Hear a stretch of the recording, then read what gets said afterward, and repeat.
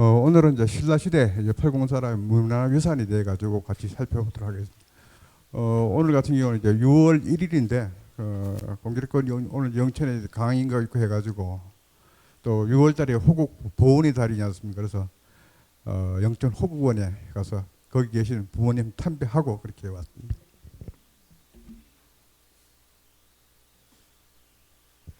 일단 문화재 종류는 지금 나눠지는 그 교재에 자세하게 설명은 되어 있습니다만은 특히 이제 종류와 구분이 되고 문화재 같은 경우는 유형문화재, 무형문화재, 기념물, 민속자료로 구분되고 지정문화재 같은 경우는 그 이제 국가 또는 시도 그다음에 문화재로 크게 이렇게 나눠집니다. 우리 국가 지정문화재는 우리가 잘 들어가 알고 있는 거죠. 뭐 국보, 보물, 사적, 명승, 천연기념물, 그다음에 이제 국가 무형문화재, 중요 민속문화재 이렇게 되고.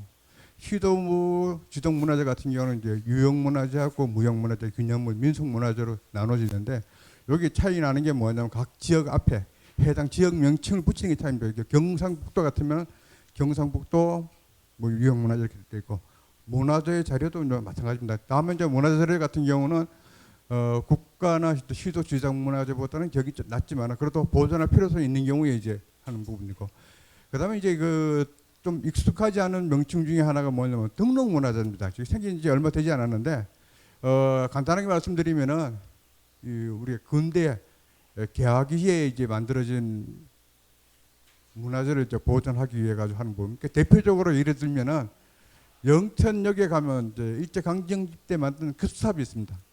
급수탑이 등록문화재로 지정되어 있는 그런 부분들이고 그다음에 이제 비지정 문화재는 어떤 게냐면은 문화재로 현재 지정은 되지 않았지만은 나름대로 보존할 가치가 있는 부분들 이제 그런 부분들에서 혹시라도 후에 멸실이라든지 이런 게 이제 발생하지 않도록 하기 위해 하는 것으로 뭐 동탄문화재, 매당문화재인데 자세한 설명은 이제 나눠드린 교재에 되어 있으니까 참고하시면 될 것 같습니다.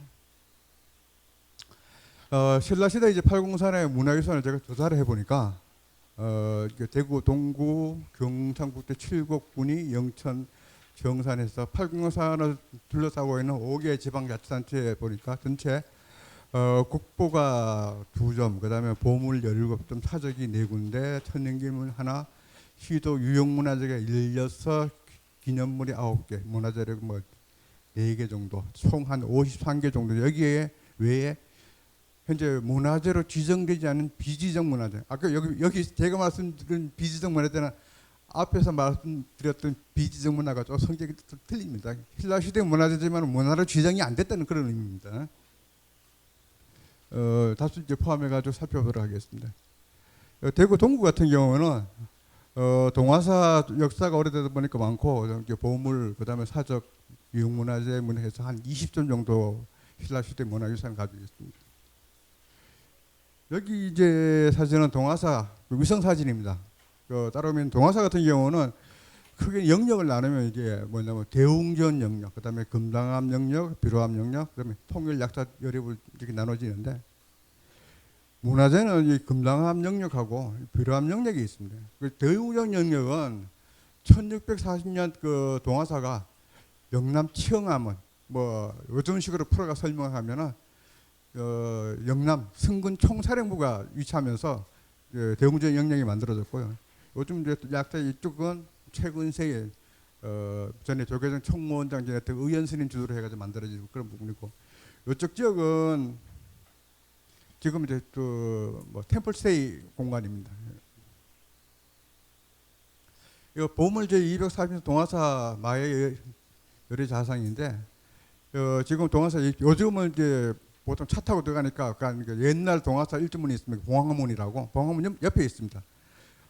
밑에서부터 높이 한 5m 정도 공중에 떠 있는데 보면 특히 여기 불상 중에 뭐냐 밑에 구름 문양이 새겨져 있어가지고 나름대로 보면 불상이 하늘에서 내려온다는 뭐 표현도 있고 구름에 떠 있다는 표현도 있고 그냥 이게 이제 재밌습니다. 다만 여기 현재 이 불상 같은 경우는 지금 찍은 사진은 이제 그 예인데 서쪽을 바라보고 있어가지고 햇빛이 잘 안 들어옵니다. 그래서 1년에 햇빛 들어오는 지역이 뭐냐면 지금 여름철 6월 하순 정도 되면 햇빛이 들어오고 그것도 오후에 잠깐 들어오는 사진입니다. 그러니까 이 사진 자체가 문화대청에서 상당히 공을 들여가지고 찍은 사진이거든요. 그래서 제가 경일대학교 사진 영상학과 강의연 교수하고 같이 803 사진 작업을 했는데 이 사진을 찍는데 가가지고 하루 종일 기다렸답니다. 여기 이제 동화서 비람 석조 비론화답을 자상입니다. 보물제 244호고 있는데 그 뒤에 이제 나오는 이제 삼층 석탑하고 한 세트입니다. 이게 여기가 이제 어떤 게있냐면은 비람 여기 석조 비론화답 바상하고 삼층 석탑은 경문왕 3년 그러니까 863년에 만들어졌죠. 그 삼청석탑에서 나온 그 사리 호가 도난을 당했다가 그 뒤에 이제 뭐 1966년도에 도난당했다 68년도에 동국대학교 박물관에 기증이 됐는데 특히 이제 관심 가진 사람들이 어떻게냐면 사리 호죠. 호 밖에 그 석탑기에 새겨져 있습니다. 석탑기에 보면은 이 석탑에 대해서 왜 이 석탑을 이제 보면은 민해대왕 탑이라고 있는지 언제 창건이 됐고 어떤 조성을 해서 해냈다는 게 쭉 설명이 나옵니다. 여기 이제 나오는 인물이 민해왕이거든요. 그래서 뭐냐면 민해왕 하려면 이제 신라 하대 왕이 전태했더니 돼가지고 간단하게 살펴보도록 하겠습니다. 이 37대 선덕왕은 해공왕이 이제 피살하고 왕위에 즉위를 합니다. 그래서 학계에서는 이때부터 시작해가지고 신라 하대라고 얘기를 하는데 특히 이제 그 흥덕왕이 후사가 없이 이제 세상을 떠나가니까 그 뒤에 왕이 안 정해졌어요. 그러다 보니까 희광왕이 숙부 김균정을 이제 차리하고 이제 자기가 희광왕 등장을 이제 등극을 했는데 같이 반란에 참여했던 김명이죠. 그 당시에 보면 20대 초반에 22에 때는 김명이 다시 반란을 일으켜가지고 희광왕이 하여금 자기를 하고 자기 즉위를 합니다. 근데 그 과정 중에서 신무왕이 뭐냐 김균정의 아들이 우리가 잘 아는 이제 청해진에 있는 장보고한테 가가지고 군사를 빌다가 달구벌에서 일대 격전을 벌여져가지고 구강군을 대파를 합니다. 그리고 경주에 가서 민해왕을 죽이고 자기가 즉위를 하고 그 뒤에 이제 신문왕의 아들이 이제 문소왕. 이때 제가 비로소 왕권이 좀 안정이 되고 그 뒤에 이제 헌안왕이 이어지는데 이 헌안왕이 이제 뭐냐면은 후사가 없이 그냥 그래서 자기가 유언으로 사위한테 왕위를 넘겨줍니다. 그 사위가 이 경문왕이거든요. 경문왕인데 그 누구의 그냐면은 여기 죽었던 희광왕의 손자입니다. 그러니까 어떻게 보면 민해왕하고는 민해왕은 자기 할아버지를 죽인 원수지간이죠. 그리고 이제 경문왕 같은 경우는 모르게 참고로 하면 요즘 TV 프로에 사장님기는 당나귀하는 프로그램이 있죠. 그거 이제 한국 유사에 보면 뭐냐 임금님기는 당나귀하는 그게 지금 경문왕입니다. 이제 동화사 비람 삼층 석탑에서 나온 사료입니다. 여기서 이제 보면은 아까 824년에 비로자나무를 하고 삼층 석탑에서 됐고 이게 민의 대왕을 추복하기 위해서 지었다. 그 다음에 이제 또 하나의 기록은 뭐냐면 동수라고 하는 그 숫자가 오동나무 동자에다가 숲을 숫자, 수숫자에 풀처변 숫자가 동수가 기록 동수 원당이라는 기록이 있는데 그래서 동수가 지금 동화사라는 기록이 이제 알 수 있고요. 요거는 안에 사리함 내부에 있는 사리를 싸고 있는 함입니다. 금으로 만들었죠. 굉장히 화려합니다. 또 하방에 이게 사방불 표시에는 부름 타입. 그 다음에 이제 보물제 248호 동화사 금당함 동탑하고 서탑입니다. 이게 좀 동탑이고 이 서탑인데 탑 설명보다는 재밌는 구조 자체가 뭐냐면 탑이 있는데 가운데 건물이 들어가 있어요. 이게 동화사 극락전입니다. 이제 보면 아주 특이한 게 우리나라에 이런 건물 벼치가 없어요. 이 극락전을 누가 지었냐면은 사명대사가 지었습니다. 왜냐하면 임진왜란이 끝나고 난 뒤에 이제 사회적인 거로 뭐 굉장히 뭐냐면 어수선하고 당성이 부딪히는 문제가 뭐냐면 죽은 사람을 천도를 해야 되고 그 다음에 산 사람을 치유해야 되는 이제 시대의 분위기에 따라 가지고 극락전을 지을 표성이 있는데 문제는 동화사회 같은 경우에 여기 보이는 정각이 수마제전이라고 해가지고 아미타불 모신 정각이 계속 이어지고 있었어요. 그런데도 불구하고 따로 극락전을 크게 조성을 합니다. 그게 뭐냐면 요즘식으로 얘기하면 일종의 퍼포먼스죠. 이런 형태로 주최하고 그래서 이 극락전 건물이 또 재밌는 건 뭐냐면 이 기단부 자체가 고려나 조선 시대에 볼 수 없는 기단입니다. 가구식 기단이라 해가지고 아마 불국사 대웅전 보셨으면은 기단부 자체가 가구 모양으로 이렇게 다듬어 나오는 거예요. 실제 그 가구식 기단이 굉장히 공이 많이 들어가기 때문에 고려나 조선 시대에 사용하지 않던 건물이에요. 그럼 이게 어디서 왔느냐? 이 앞에 있는 동탑하고 서탑 이 뒤쪽에 가면은 옛날에 금당지가 있습니다. 거기서 옮겨온 거로 보입니다. 그리고 또 하나는 뭐냐면은 쌍탑은 쌍탑인데 탑 모양이 좀 틀리죠. 틀립니다. 이 동탑에서 나온 동탑지 기록에 보면은 헌왕 원년에 823년에 원래 이 동탑이 지금 앞에 있는 강당 남쪽에 있었는데 탑을 금당 앞에 탑을 조사하면 부족이 이제 옹기딱한 뭐 기록이 나옵니다. 그래서 탑의 형태가 서로 틀리기 때문에 뭐하고 이 탑 같은 경우는 이제 또 어떤 게 나오냐면 이건 탑에서 나온 겁니다. 서탑에서 나온 건데 여러분 뭐 들어보셨을 거예요. 무구정강 대다라니 경기가 불국사 석가탑에서 나온 무구정강 다라니 같은 경우는 현재 세계 최고의 목판 인쇄물로 이제 인정을 받고 있는데 이게 어떤 경기냐면 조탁경입니다. 탑을 만들었을 때 얻는 공덕을 사는 경전이거든요.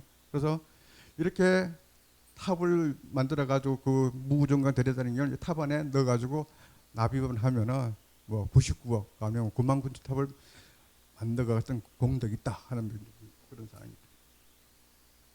그리고 이제 254 동화사 단간지주인데 이게 단간지주 하는 역할 중에 하나가 뭐냐면 신호기능이라고 보통 얘기를 하는데 여러분들 소떼 얘기는 들어보셨을 거예요. 왜냐하면 단간지주가 우리나라에 있는데 다른 나라에 없거든요. 그래서 우리나라에 있던 이제 옛날 삼국시대에 있던 소떼가 불교가 들어오면서 융합이 돼가지고 단간지주로 바꾼 사항들입니다. 그래서 여기가 신성한 구역이라는 걸 표시해 주는 그런 부분들이죠. 그래서 지금 뭐 단간지주 대부분 남아 있는 게 단간지주만 남아 있는데 단간이 남은 게 청주 같은 경우 안에 보면 이제 용두오당 단간 남아 있는 부분이 있고 계룡산에 가면 갑사에도 단간이 남아 있는 부분이 있습니다. 뭐 계룡 같은 경우는 철로 만들든지 구리로 만들든지 나무로 만들든지.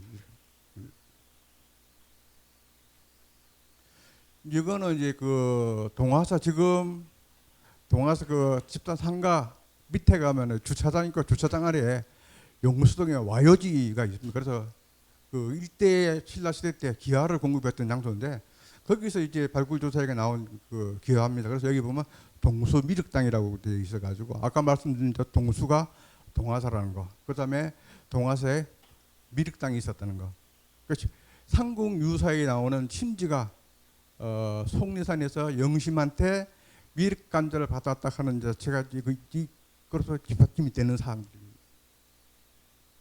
그다음에 사적 제 220호 이제 25 대구 불로동 고분군인데 면적 한 9만 5천 평 돼요. 그리고 한 200여 개 이상 이제 고분이 되는데 여기에 보면은 이제 상어뼈라든지 물고기뼈 같은 경우 나온 게 있습니다. 그래서 동해안 지역하고 교류했다는 증거다라고 얘기를 하는데 이 지역은 불로 봉우동 있는 지역입니다. 지역인데 금호강 강변에 있고 그래서 이 지역에 있는 세력들이 어떤 세력들이 있냐면은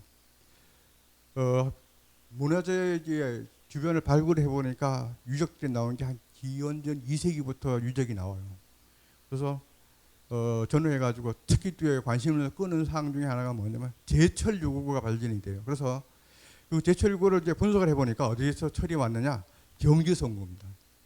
그 경주 신라가 이제 발전했었던 그 원동력 중에 하나가 뭐냐면 신라가 철이 있었기 때문에 가능하거든. 그래서 신라가 철은 어디서 가져왔느냐면 지금 울주에 있는 달천 철광에서 가져온 겁니다.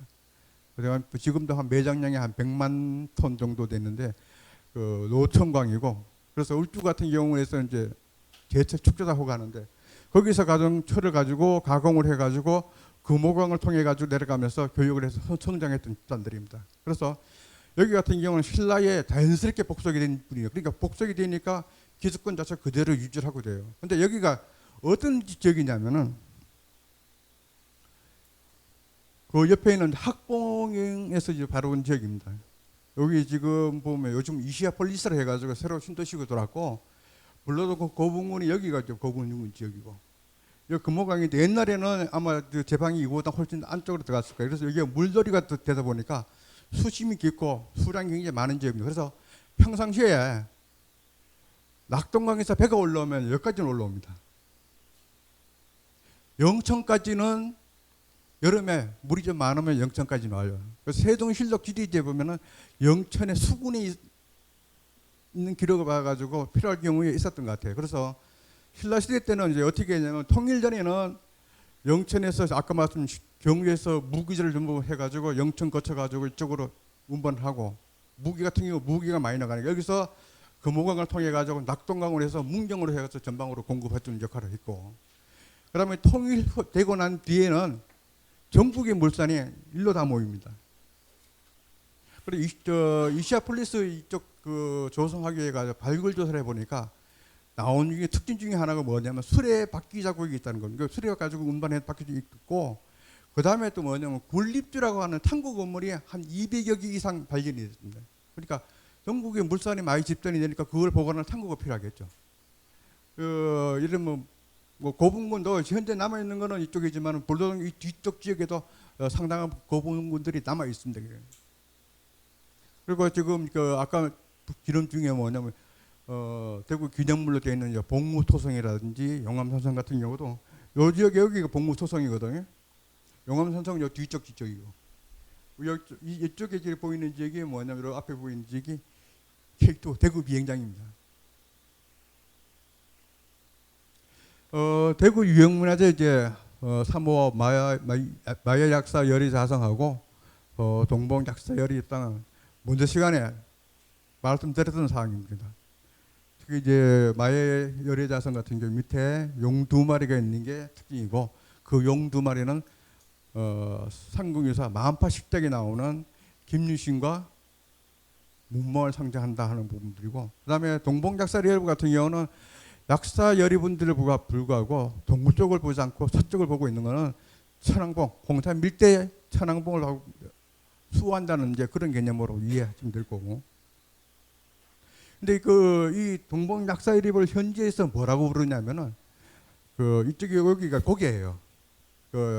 대략 1000m가 1100m가 넘는 팔공에서 제일 높은 고개인데 이 고개 이름이 장군맥입니다.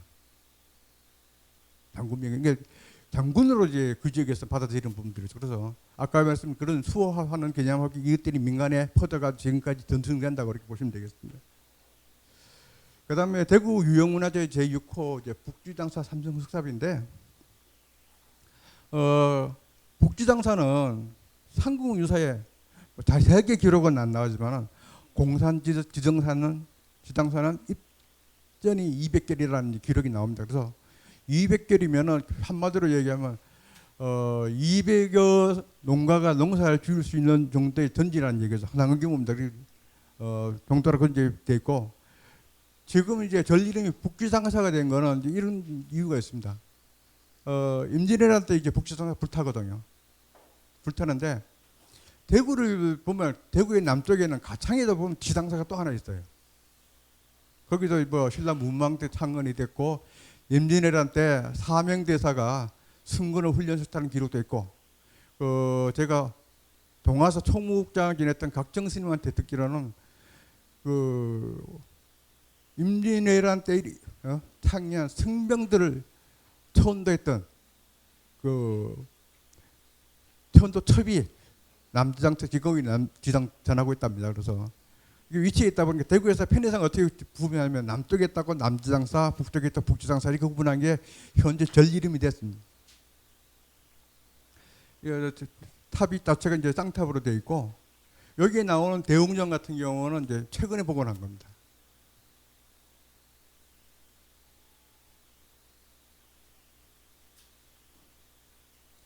그다음에 이제 유형문화재 15 북지장사 석조지장보살인데 여기 같은 경우는 이제 뭐 전하는 얘기인 것 같습니다. 기록에 보면 1992년 자료에 한 50년 전에 대웅전 건물 뒤에서 발굴을 했다. 대웅전이라고 하니까 지금 대웅전이 아니고 여기 보면 지상전이라고 되어 있는데 옛날에는 이걸 대웅전을 사용을 했습니다. 이 뒤에서 발굴이 됐다 그러니까 상당히 그 보존 상태가 굉장히 좋습니다. 그리고 이제 이건 저 북지장사 지상전인데 뭐 보물로 지정이 됐습니다만 저게 했던 중에 하나가 뭐냐 건물 양식 자체가 특이해 가지고 말씀드리는 겁니다. 왜냐면은 이 건물은 여기 앞에 보면 전면 한 칸입니다. 한 칸 건물이에요. 뒷면 같은 거 우리가 보통 얘기하는 칸반집 건물이죠.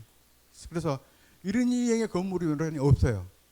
그래서 아주 독특한 건물이고 그렇기 때문에 실질적으로 그 건물 지어진 거는 조선 뭐 영조 때 지어졌습니다만 보물로 짓는 게 조선 시대 건축사 연구하는데 아주 특이한 자료이기 때문에 이렇게 지정된 겁니다.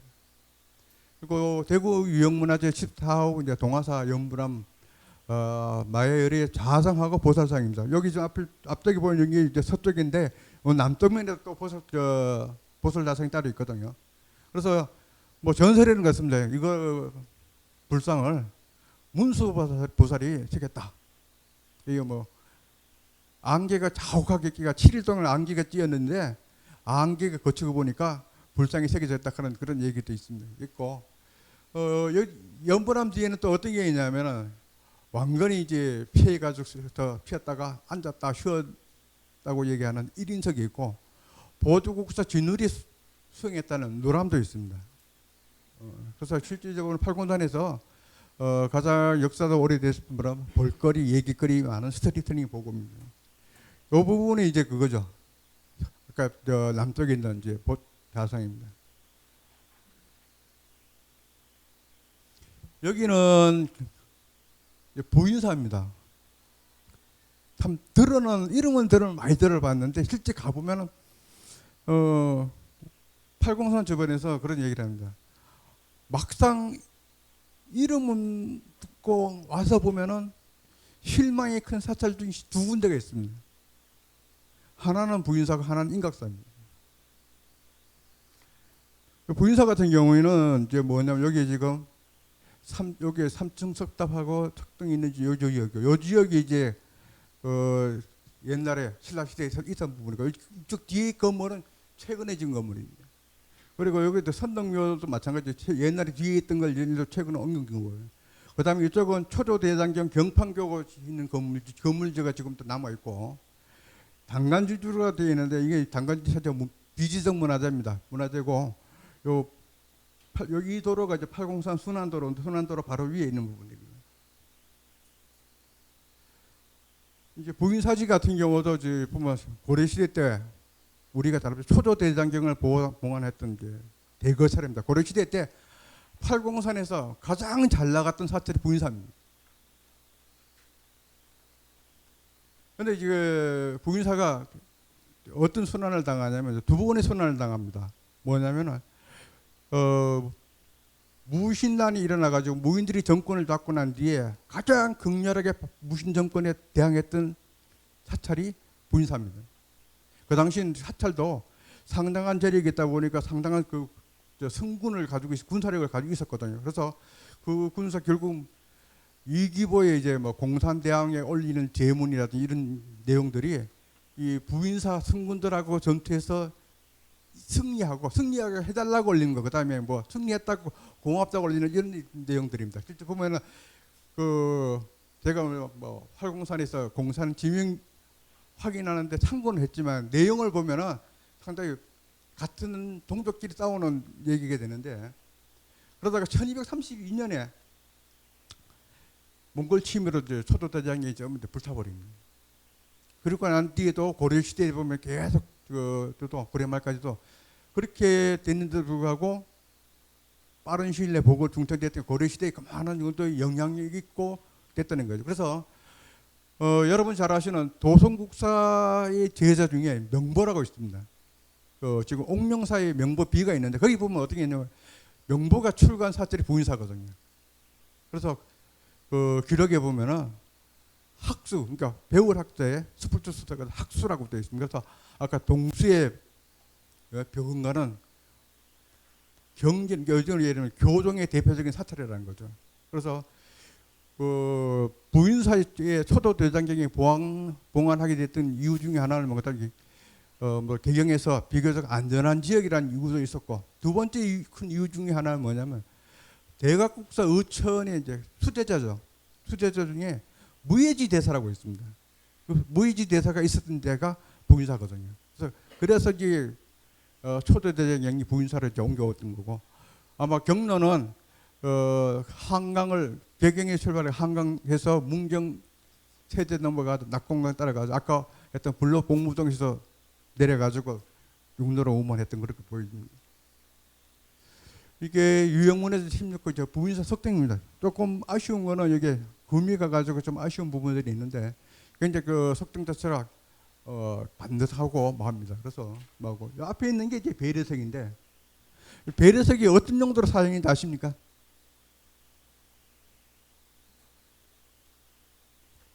조계종 총문에서 나온 책에 보면은 뭐라고 써놨냐 했으면 법당에 참배할 시간이 없대. 여기서 참배하고 간다. 이렇게 써놨습니다. 어떻게 보면 배려석이라고 하는 자체를 그냥 글자 그대로 해석한 부분들이거든요. 그래서 현재 배려석 중에 있어서 가장 오래된 배려석이 어디냐면 불국사 앞에 대웅장 가면 똑같은 이런 구도로 배치되어 있습니다. 불국사에서는 이걸 배려석이 안 하고 봉로대라고 얘기하죠. 왜 이런 게 생기냐면은 사실상 조선시대 때까지는 신분사회 아닙니까? 그러다 보니까 법당에 들어가서 참배할 수 있는 사람이 딱 제한이 됩니다. 시대가 올라가면 올라갈수록 더 제한이 되겠죠. 예를 들어 뭐 지금 불국사 같은 경우는 법당 안에 참배할 수 있는 사람 왕족 아니면은 못 들어가고 나머지 귀족들은 밖에서. 그래서 요즘 흔히 하는 얘기로 왕비가 불국사 참배 가면은 귀족 부인들도 따라갈 거 아닙니까? 가면 빈선을 못 가니까 예물을 주의해 가지고 여기에 예물을 넣고 이렇게 참배하는 거예요. 그래서 이게 어떻게 돼서 이제 배려식이 되다 보니까 이제 문제가 되는 게 어디 쪽에서 문제가 생기냐면 불국사 봉로대 같은 경우는 위에 문장이 없는데 여기 지금 보면 여기 용건 문장이 있죠. 그러니까 불교 교리로 보면은 용건 문장이 있으니까 위에 올라가면 어떻게 됩니까? 연하자가 되죠. 아니 팔부 중상도 감히 이 위에 못 올라가는데 범부 중생이 위에 올라간단 말입니까? 이게 보인사 유형문에서 17호 이제 서탑인데 문화재는 이 서탑만 문화재입니다. 동탑은 아니에요. 동탑이 좀 이상하죠. 때깔 좋습니다. 이게. 여기 지금 일부만 남았고 나머지는 훼손이 됐습니다. 훼손이 됐는데 참 어떤 면에서 보면 제가 이 자리에서 입에 담기도 민망합니다. 혹시 부인사 가시거든. 이 동탑 여기 오른쪽에 돌들이 쭉 놓여 있거든요. 자세히 보시면 어떤 돌이냐면은 지붕돌 이 계단 보입니다. 옛날에 아주 벌써 아주 옛날에 축대도를 딱 해가지고 이걸 깨가지고 축대도 잘라고 깼다 그런 얘기는 그러다가 그 발령이 돼가지고 축대로 쌓지는 못하고 지금 방치되고 있는 그런 상황입니다. 이게 이제 그 부인사 단간지주입니다. 보면은 아까 동화사 단간지주보다 좀 커 보이죠. 사진도 좀 가까이서 있지만은 실질적으로 규모도 훨씬 큽니다. 근데 이제 부러져 있습니다. 그래서 아마 이게 1232년도 몽골 침입 때 그때 파손됐을 가능성이 많고 이게 요 뒤에 있는 게 좀 포도나무거든요. 포도밭 가운데 있어가지고 평소에는 요즘 가면 이제 못 봅니다. 못 보고 겨울 트렌드 돼야죠. 그다음에 대구 유형문화재 21호 신무동 이제 삼성은 이제 마이열의 땅인데 부인사에서 뒤로 한 2km 정도 올라가면 산중턱이 있습니다. 근데 이제 바위 형상이 좀 특이하죠. 가운데 이렇게 보면은 모양이 이제 세 개로 되어 있는데 그 가운데 바위에다가 이제 생겼습니다. 아마 이 바위 형상이 이렇다 보니까 구상은 가운데 약사 여러분을 생기고 그다음에 이제 좌우에 이제 일광보살, 월광보살 해가지고 약사 3전부를 구성했던 것 같아요. 근데 이제 그 구상은 했는데 실행에 옮기지 못한 게 좀 아쉽고 다만 이제 좀 문제가 되는 게 뭐냐면 세월이 흐르다 보니까 이쪽이 남쪽이거든. 앞에 보는 쪽이 동쪽이고 안쪽이 이게 지반이 침하가 돼가지고 기울어지기 시작한 겁니다. 그래서 여기가 지금 뭐 독불사라고 하는 절에서 이제 관리를 하고 있는데 옆 밑에다가 뭐 새 파이프 가지고 일단 박아가지고 임시 응급 조치는 했는데 실질적으로 제대로 보호 조치가 시급한 그런 실정입니다.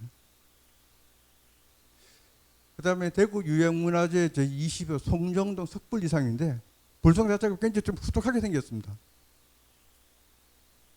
여기 이제 어떤 전설이 있냐면은 이제 끈치매기라고 하는 이제 끈치매기 하는 이제 그 지명이고 그다음에 돌보착하는 얘기가 나오는데 이제 임진왜란때 명나라 장소 얘기 지나가다 보니까 풍수를 좀 받는 모양이죠. 보니까 아주 큰 인물이 나가지고 명나라한테 좋지 않을 것 같은 생겨가지고 산 맥을 끊어야 된다고 끊을 작업을 하는데 천둥벼락이 치고 땅이 뭐 무쇠처럼 단단하게 안 파지고 해가지고 보니까 돌부처가 노려보고 있더라고요. 그래서 돌부처를 파괴하고 했다 해서 끝났다 해서 끈치맥이라는 그 전설이 전하는 지역입니다. 그래서 근데 실질적으로 여기도 보면은 제가 볼 때는 아까 봤던 동봉 약사일하고 좀 분위기 비슷한 분위기 좀 풍깁니다. 그래서 아마 주변에 가까이 있다 보면은 불상이라는 게 가까이 있는 불상을 보고 만드는 경우가 많기 때문에 그런 영향을 좀 받지 않았나 싶습니다. 이제 칠곡군으로 넘어가겠습니다. 칠곡군은 보물이 4점이고 유형문화재 1점인데 특히 이제 송림사 같은 경우에 이제 많습니다. 이제 보물 189 송림사 5층 정탑하고 보물 제 325 5층 정탑인데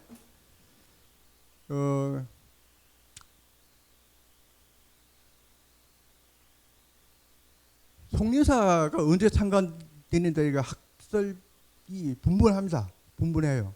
그러니까 7세기, 8세기, 9세기 급이 창건됐다고 얘기를 하는데 전부 다 이제 불교 미술학자들이 뭐냐면 나오는 사리장구 이거 보고 양식이 어떤 애들도 되는데 1997년도 위덕대학교에서 이쪽들이 집회조사를 하다가 송림산 마당에서 명문서를 하나 주셨습니다. 그래 보니까 그 안에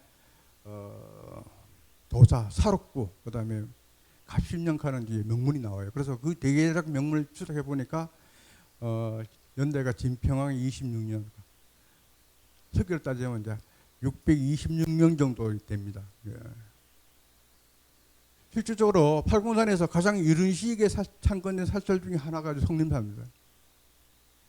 이제 전탑 같은 경우도 우리나라 탑 같은 경우 보면 이제 고구려 이제 중국에서 이제 고구려 통해가지고 우리나라 중국에 들어오는 게 일반적인 탑 과정인데 전탑은 좀 특이합니다.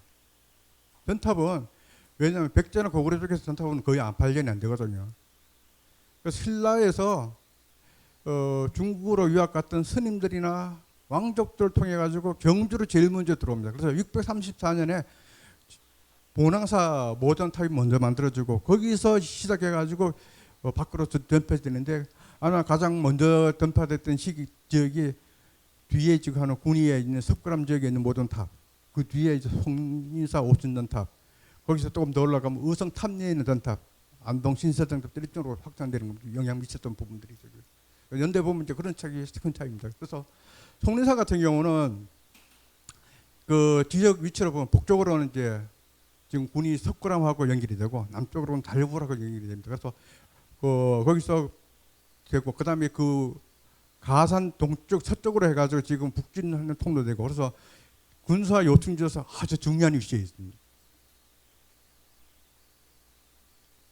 여기는 이제 보물제 510호 실곡 기성리에 있는 삼중 석탑입니다. 여기 뭐 탑만 하나 있거든요. 다른 산 없고 탑만 하나 있는데 눈여겨볼 사항 중에 하나가 뭐냐면 탑에 보통 탑을 보면은 여기 뭡니까 그 가구식기단의 가운데 이렇게 운주석이라 가지고 이게 세월인데 여기는 이게 없어요. 없고 이렇게 안에 문양이 이렇게 생겨나는데 이 문양을 코끼리 눈처럼 생겼다 해가지고 안상문이라고 얘기를 합니다. 그래서 왜 안상문이 제일 먼저 출연했던 중에 하나가 아까 말씀드렸던 불국사 복로도 이쪽에서 나왔는데 이런 걸 이제 차용을 해가지고 여기 이제 특징이고 그 다음에 탑 규모로 봐가지고 높이가 팔공산에서 제일 큰 규모입니다. 여기도 위치상을 칠곡 기성리라 되어 있는데 정확하게 위치를 말씀드리면 뭐냐면은 군이 석굴암하고 아까 성림사하고 중간에 위치를 하고 있고 그 다음에 이건 팔공산 남쪽에 있어가지고 지금 여기서 오면은 동화사, 파계사에서 거쳐가지고 지금 서쪽으로 나가는 이 교차로 지역에 위치합니다. 그리고 사진이 다는 안 나왔습니다만은 요 뒤에 보이는 산이 있죠. 여기 이제 높이가 232m인데 산 이름이 왕산입니다. 이제 고려 태조가 견훤한테 패해서 도망가다가 숨었던 산이라 해가지고 왕산이라는 이름이 있습니다. 그 다음에 이제 칠곡 기산면에 있는 노성리 마의불성군인데 여기 칠곡 기산면은 낙동강 건너에 있습니다. 그래서 이 불성군을 통해 가지고 팔공산에서 성주 그 다음에 가해산 쪽으로 진출한 여하고 거류했던 걸 알려주는 이제 중요한 건데 중간에 여기 보면 이제 삼전불인데 재미가 있는 거는 여기 오른쪽에 보면 작은 불초가 따로 있는 게 하나 재미가 있습니다.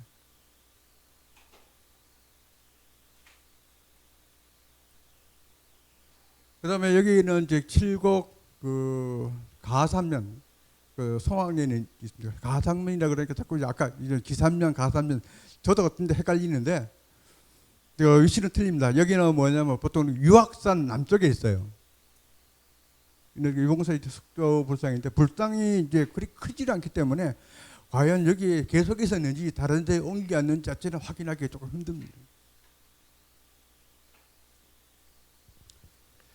그 다음에 이제 군위 쪽으로 가보죠. 군위 가면 아까 아미타 삼둔 석굴 있고, 그 다음에 이제 대윌리 석조에 랩선, 그 다음에 하적 인각사지, 유형문화재 문화재 있는데 주로 이제 있는 지역에 인각사하고 삼둔 석굴 뭐 이쪽에서 군위 쪽은 그렇게 주로 많이 배치가 되어 있습니다.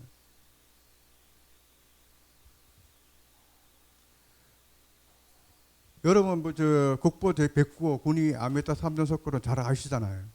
아시는데 지금 학계 정설은 그렇습니다. 불국사 석굴암보다 100년 전에 조성된 건 확실하다. 거기에서는 또 뭐 아무도 토다는 사람이 아무도 없습니다. 그런데 100년 전에 가보면 어떤 사건이 있냐면은 사건이 중요한 게 660년에 백제를 정벌하죠 신라가. 그다음에 668년에 고구려를 정벌합니다. 이 두 정벌이 아미타 삼전석으로 좀 상당한 관련이 있다고 이제 보거든요.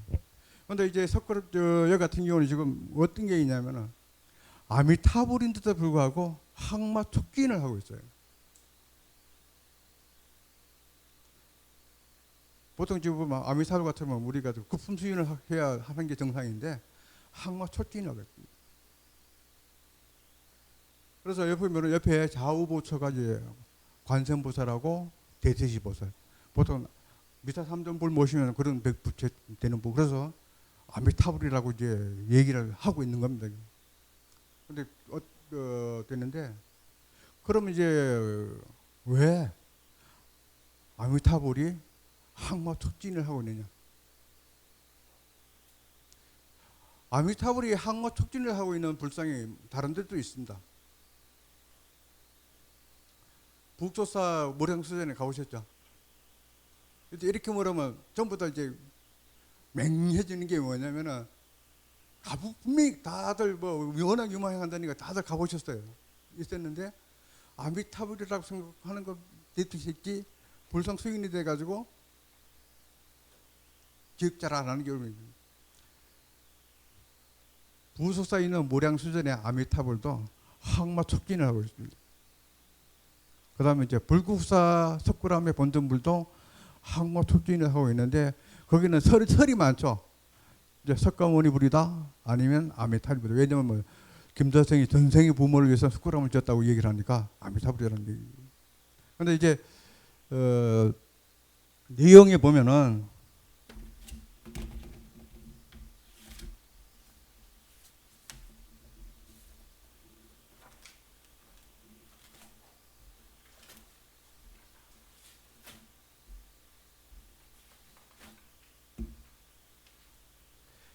경전중에 칭찬정토 불섭수경이라는 경전이 있습니다.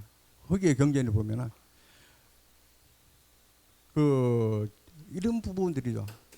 아미타 부처님이 사는 세계하고 석가모니 부처님이 사는 우리 석가모니 부처는 우리가 아는 현실에 사는 현세 부처님이고 아미타 부처는 보신불이니까 하고 세계가 다르다는 거죠. 세계가 다르니까 쉽게 그냥 그쪽 세계에 보신불 몸으로는 우리가 사는 현세에 못 넘어오니까 어떻게 넘어오느냐? 석가모니 부처님의 몸을 빌려가지고 이 세상에 놔두시다는 거죠. 그러니까 몸 겉으로 보는 거는 석가모니 부처님이지만은 진신은 아미타 부처님이라는 거죠. 그런 게 아마 지금 보면은 무량수전에 모신 부처님과 같은 개념이 아니나 그 당시에서는. 그래서 이제 고토에 있는 중생들을 제도하기 위해서 낮췄다 하는 그런 의미라고. 요거는 입구 쪽에서 이제 바로 본 모습입니다. 자, 우리가 또 다른 이제 보면은 활공산에서 가장 이른 시기에 창건된 사찰이 어디냐? 학교에서 어디라고 꼭 집어가지고 얘기하는 데는 없습니다. 저 같은 경우는 이제 왜냐면 다른 전문적으로 연구하는 학자들하고 달리 모든 컨셉을 어디에 맞추냐면 팔공산이 항상 컨셉을 맞추고 생각하다 보니까 여기 같은 경우는 뭐냐면 언제쯤으로 제가 추정을 하냐면 삼국사기에 보면은 614년에 진평왕이 그러니까 사벌주를 피제하고 일선주를 설치했다고 얘기합니다. 일선주가 지금의 석굴암 밑에 있는 한밤마을입니다. 제가 생각했던 그렇습니다. 그리고 통일 이전에 경주 밖에 있는 사찰은 요즘처럼 종교시설이 아니고 전부 군사시설입니다. 뒤에 이제 보면은 영천, 화남리, 인각사 이런 데 뒤에 불구사 이런 위치를 보면 저희가 그때 요청지라고 하는 말씀을 많이 드린 이유 중에 보면 그렇게 됩니다. 군사 요청지거든. 여기 같은 경우도 일선주가 되면서 어떻게 하냐면 삼국 통일을 전쟁이 있어가지고 전선사령부가 있었던 장소입니다. 왜냐하면 경주가 동쪽으로 너무 치우쳐 있어가 전쟁을 수행하는데 여러 가지 불리한 점이 많다 보니까 여기에 적어도 고위 왕족들이 상주를 하면서 전쥐했던 그런 거거든요. 그러면 이제 여기에 이제 왜 아미타 삼전부를 조성을 했느냐 하는 문제예요. 사실상 이만한 불사를 하려고 그러면 지금도 엄청나게 돈이 가겠죠. 아마 요즘 암만 장비가 좋아가지고 하더라도 높이 20m 되어 있는 것 번쩍 들어가지고 집어넣는 것도 쉽지 않은 것 같고, 저는 이제 이렇게 생각합니다. 아까 말씀 여기가 삼국 통일 전쟁에 전선사령부에 있었던 장소고, 그러다 보면은 삼국 통일을 이루고 난 뒤에 승전 기념물로 만들었지 않느냐. 저기 팔공산 연구소의 이제 지도 교수님이시고 경북대학교 사학과 이제 노 교수님인데 뭐 신라사 전공하셨고 이제 문경 교수님이라고. 문 교수님 말씀은 이렇습니다. 이 아미타 삼점 석굴을 조성을 한 거는 원효대사가 조성을 했을 것이다. 직접 하지 않지만 적어도 조성에 상당한 영향을 미쳤다고 보는 이유가 있습니다. 이유는 뭐냐면은 여기서 멀지 않은 오담에서 깨달았고, 그 다음에 우리나라 해동정, 그러니까 정토정을 개창했던 게 나무아문 타물만 외우면은 연불하면은 극락왕성한다는 정토성 개통했던 게 오뇨고, 그리고 또 당시 왕실하고 관계가 요속공자하고 관계가 있기 때문에 문무왕하고도 쉽게 그런 데 얘기할 수 있는 위치에 있지 않느냐. 실질적으로 뭐 무는 자료가 없으니까 뭐 한데 나름대로 추정이 할 때 어느 정도 또 타당성도 있고 일리도 있는 얘기라고 보여집니다. 이거는 이제 1962년도에 대한뉴스에서 이제 군이 동영상입니다. 화질은 흑백이고 뭐 해서 좋지는 않은데.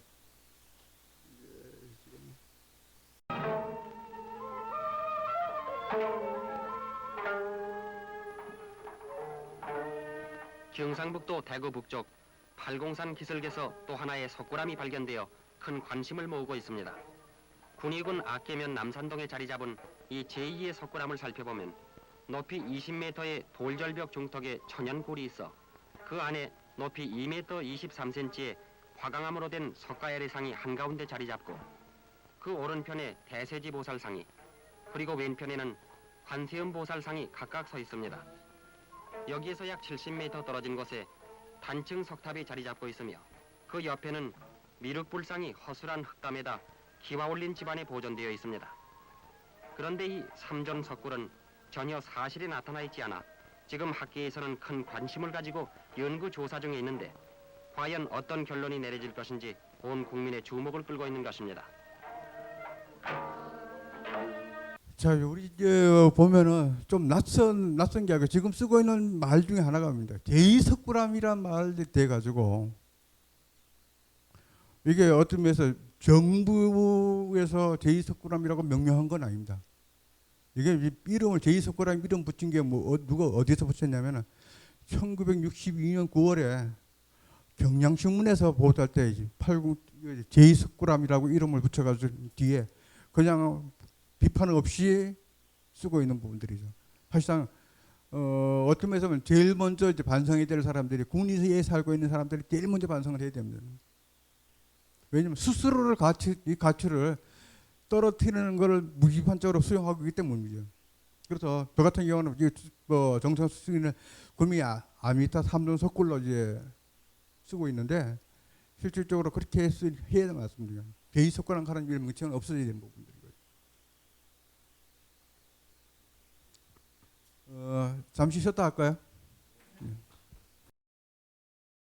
중사어학 가운데서 사방에 있는 동서남북은 다 국립공원이 되고 가운데는 중화경은 빠져 있는 이제 이런 상황이 생기니까 굉장히 많은 부분들이 돼 있는데 실제 대구 같은 경우는 이제 그 이전에 지금은 이제 야인이 됐었지만 먼저 있던 경상북도 도의원이 있던 홍지기 의원이 중간에 한번 주선을 해가지고 803 문화포럼 저 말고도 이제 대학 교수들이 또 연구하는 단체가 있거든. 803 문화포럼 이쪽 분들이 경북도청에 가서 김관영 도지사하고 이제 면담하는 예에서 도지사가 하는 얘기가 어떤 얘기를 했었냐면 대구에서 국립공원 추진하면은 경북도에서는 적극적으로 도와줄 용의는 있다. 이제 이런 얘기가 나오는 이유 중에 하나가 뭐냐면은 803 현재 그 공원 면적 중에 대구가 28%예요, 면적이. 그리고 경상북도가 72%고 면적은 경상북도가 훨씬 많습니다. 근데 이제 접근성이라든지 이런 쪽에서 보면 대구가 훨씬 유리하고, 그러니까 국립공원이 되면 국립공원 된 과실은 대구 쪽에서 훨씬 많이 따먹는다는 얘기죠. 그러니까 경북도에서는 조금 소극적인 면에서 있었고, 대구 같은 경우는 대구시장 권정진 시장 같은 경우는 2014년부터 지금 케이블카에 있는 신림봉에서 그 건너편에 있는 낙타봉까지 구름다리 놓는다고 세월 다 보내다가 작년 연말에 이제 나가리 됐습니다. 이게 나가리 돼 있는데 동아사에서 그 이전에 김범일 시장은 그 갑바위에다 케이블카 넣겠다고 하다가 결국은 그것도 됐고, 그러니까 뭐냐면 이제 그런 부분이 생기는데 이번에 승적 문제는 조금 다른 차원에서 접근을 합니다. 왜냐하면 제가 작년 7월 1일자 영남일보에다가 그거하고는 관계없이 803 둘레길의 문제점 및 개선 방안에 대해 가지고 이제 제언을 해가지고 실었는데 7월 2일 날 제가 전화 한 통을 받았어요. 검경수라고, 전에 팔공산 도립공원 소장 했던 사람입니다. 했는데 어떤 전화냐면 내가 어저부로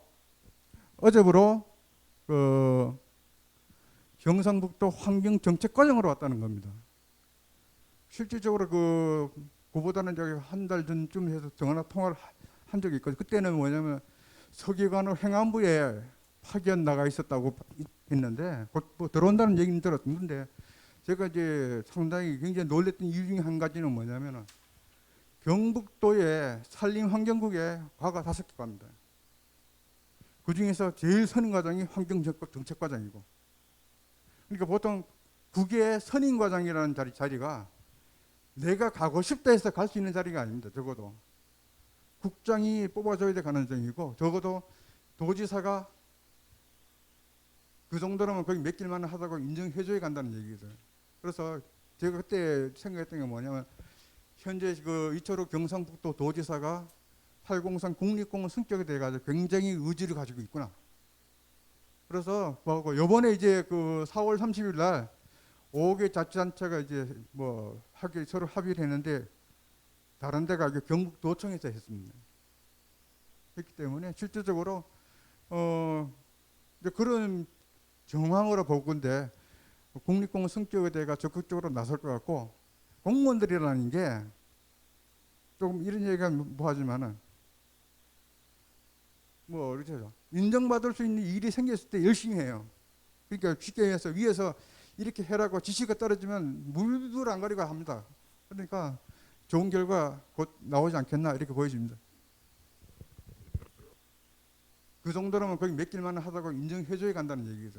그래서 제가 그때 생각했던 게 뭐냐면 현재 그 이철우 경상북도 도지사가 803 국립공원 승격에 대해 가지고 굉장히 의지를 가지고 있구나. 그래서 뭐 요번에 이제 그 4월 30일 날 5개 자치단체가 이제 뭐 서로 합의를 했는데 다른 데가 경북도청에서 했습니다. 했기 때문에 실질적으로 이제 그런 정황으로 보건데 국립공원 승격에 대해 적극적으로 나설 것 같고, 공무원들이라는 게 조금 이런 얘기가 뭐 하지만은 뭐 그렇죠. 인정받을 수 있는 일이 생겼을 때 열심히 해요. 그러니까 쉽게 해서 위에서 이렇게 해라고 지시가 떨어지면 물불 안 가리고 합니다. 그러니까 좋은 결과 곧 나오지 않겠나 이렇게 보여집니다. 그래서 저희들이 이제 하는 역할이라는 게 팔공산의 가치를 어떻게 잘 발굴하고 정리하고 연구해가지고 가치를 외부로 드러나는 게 하는 게 주 임무 중에 하나니까 그렇게 뭐 아시고, 또 실제 국립공원 성격에 대해 가지고도 주변에서 특히 여러분께서도 많이 격려해주고 후원해 주셔야 좋은 결과로 이어질 거라고 그렇게 생각합니다. 자, 강의 시작하겠습니다.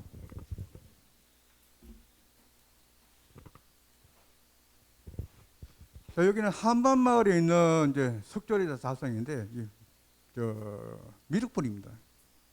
여기 능인정이라 되어 있는데 실질적으로 이제 미륵불이에요. 그래서 홍진기 의원 얘기를 들으면 마을 근처에 있던 거를 불상을 이제 마을 안으로 옮겨왔다고 이제 그렇게 얘기를 합니다. 그래서 높이도 상당히 크고 뭐 한데 여기 같은 경우도 보면 이제 조계종 사찰은 아니고 대율사라고 하는 조계종 사찰은 아닌데 아무튼 불상을 모시고 있습니다. 그래서 미륵부는 신라 시대 화랑의 이제 미륵의 화신으로 얘기했습니다. 그래서 김유신 같은 경우에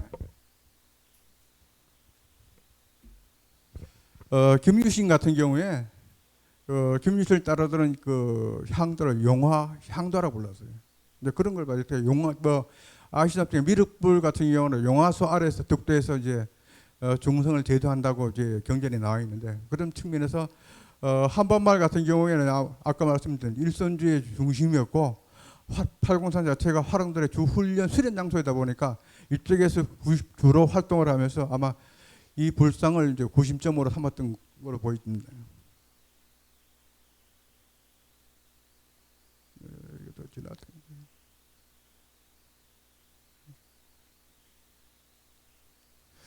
여기 이제 군위 하곡리 석조열의 입장인데 높이가 한 2m 되는데 하반신이 좀 묻혀 있습니다.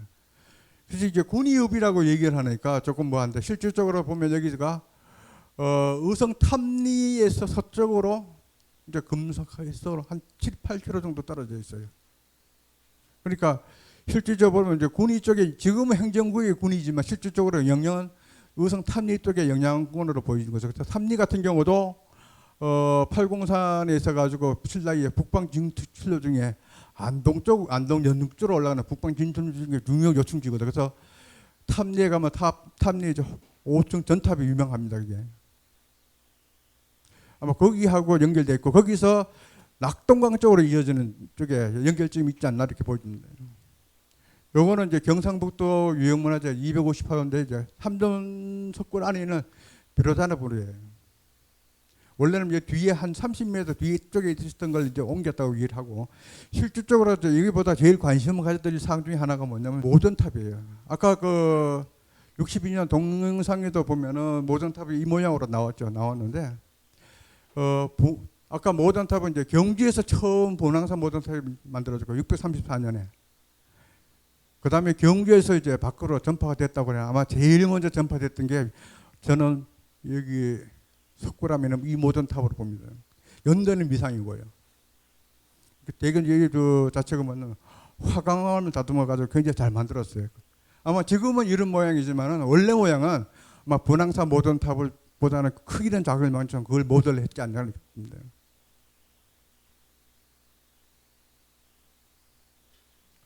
요거는 이제 사적 374호 이제 군이 인각사진인데 나오는 석조 유물만 봐더라도 대단하죠. 인각사 같은 경우는 그 실제 위치장이 어디냐면은 감령 북쪽에 있습니다. 감령 북쪽에 있어가지고 있는 위치고 감령도 신라시대 중요한 그 군사 요충지거든요. 그 다음에 또 하나는 뭐냐면은 지금 위치적으로 보면은 영천에서 이쪽에 올라가면 이밤 쪽으로 넘어가는 길이 있죠. 이밤에서 하면 지금 저쪽 자천 쪽으로 가는 길. 자천 상송 거쳐가지고 수기령 넘어가면 고로고 거기서 탐리로 이어져요. 그러니까 그 군사 전략이라는 게 뭐냐면 이동할 수 있는 통로라는 걸 다양한 통로를 항상 확보해야 됩니다. 한 통로가 만약에 막히면은 다른 통로를 활용해 주지 하는 부분도 생기고 또 저기 공격을 하더라도 저기 올 수 있는 요충지에는 항상 지켜야 돼요. 그런 점에서 인각사 같은 경우는 상당히 중요한 자리에 찾아옵니다. 여기 이제 인각사 이제 미륵당 석불다성이고 여기 이제 인각사 삼명석탑입니다. 석탑인데 인각사 같은 경우는 지금 이제 아까 말씀드렸죠. 이름만 듣고 와가지고 보면은 실망이 큰 사설 중에 하나가 부인사하고 인각사라는 겁니다. 인각사 같은 경우는 부인사보다도 하고 못다는 정도로 유명한 사설입니다. 뭐 때문에 유명하죠? 삼국유사 때문에 유명합니다.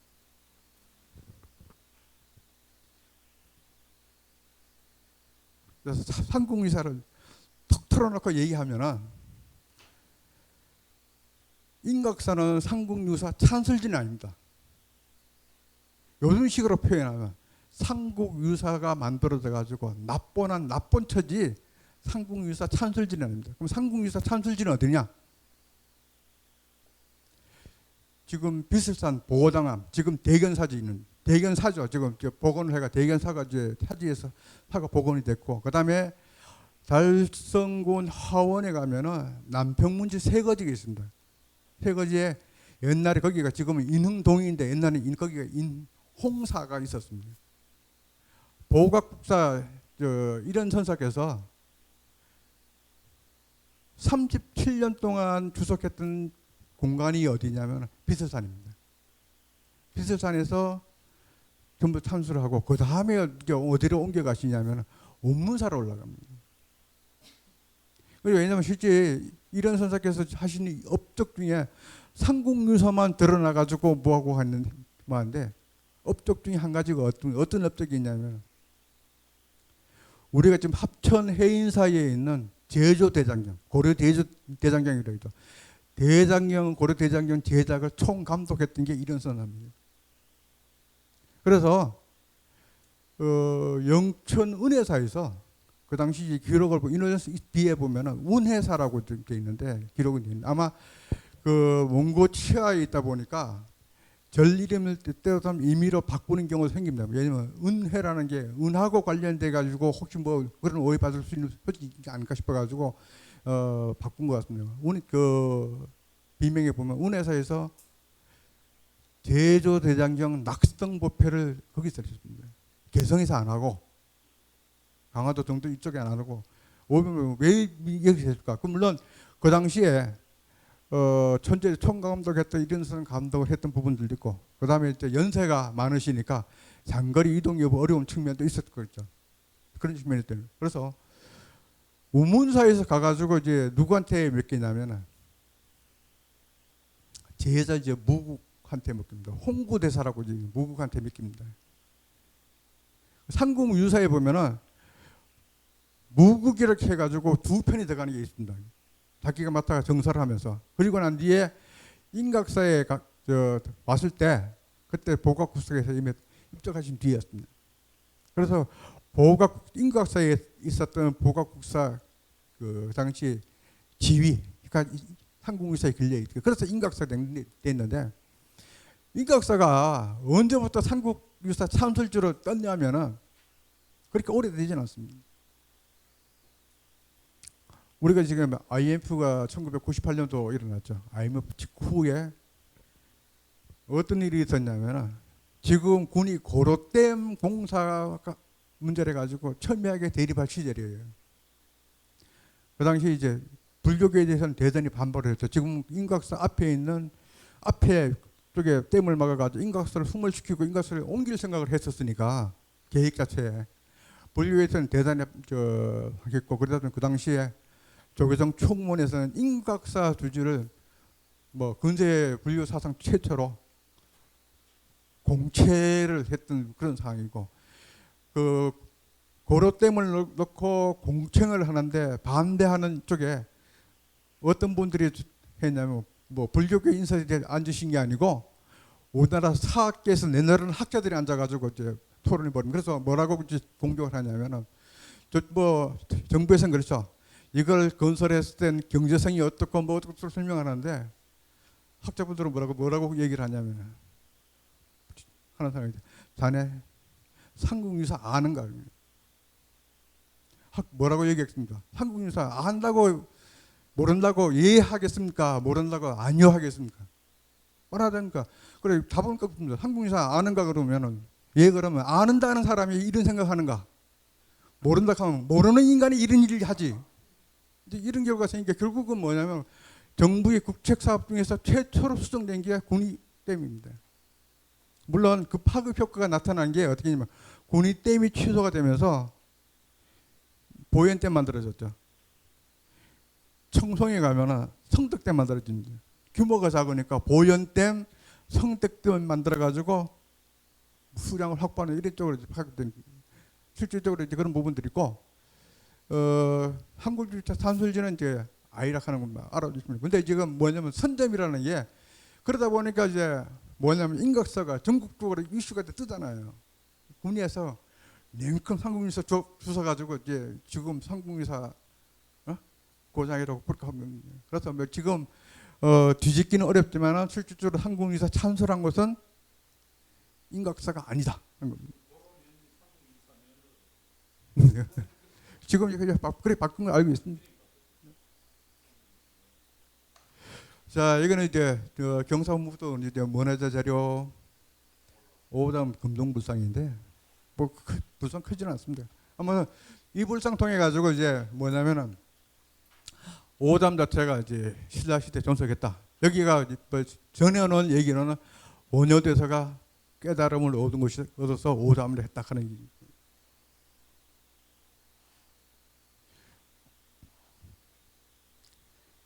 뒤에 보이는 봉우리가 오도봉입니다. 아마 팔공산에서 절벽으로서는 가장 높고 험한 지역이 여기 거예요. 여기 보면 지금 이제 오담에서 시작해가지고 이렇게 나무 데크를 만들어놨습니다. 올라갈 수도 대략 한 뭐 높이 따지면은 뭐 300명에다 가까이 되고 계단 수가 714개입니다. 714개 되는데 여기는 뭐 어디겠습니까? 여기도 데크가 있는데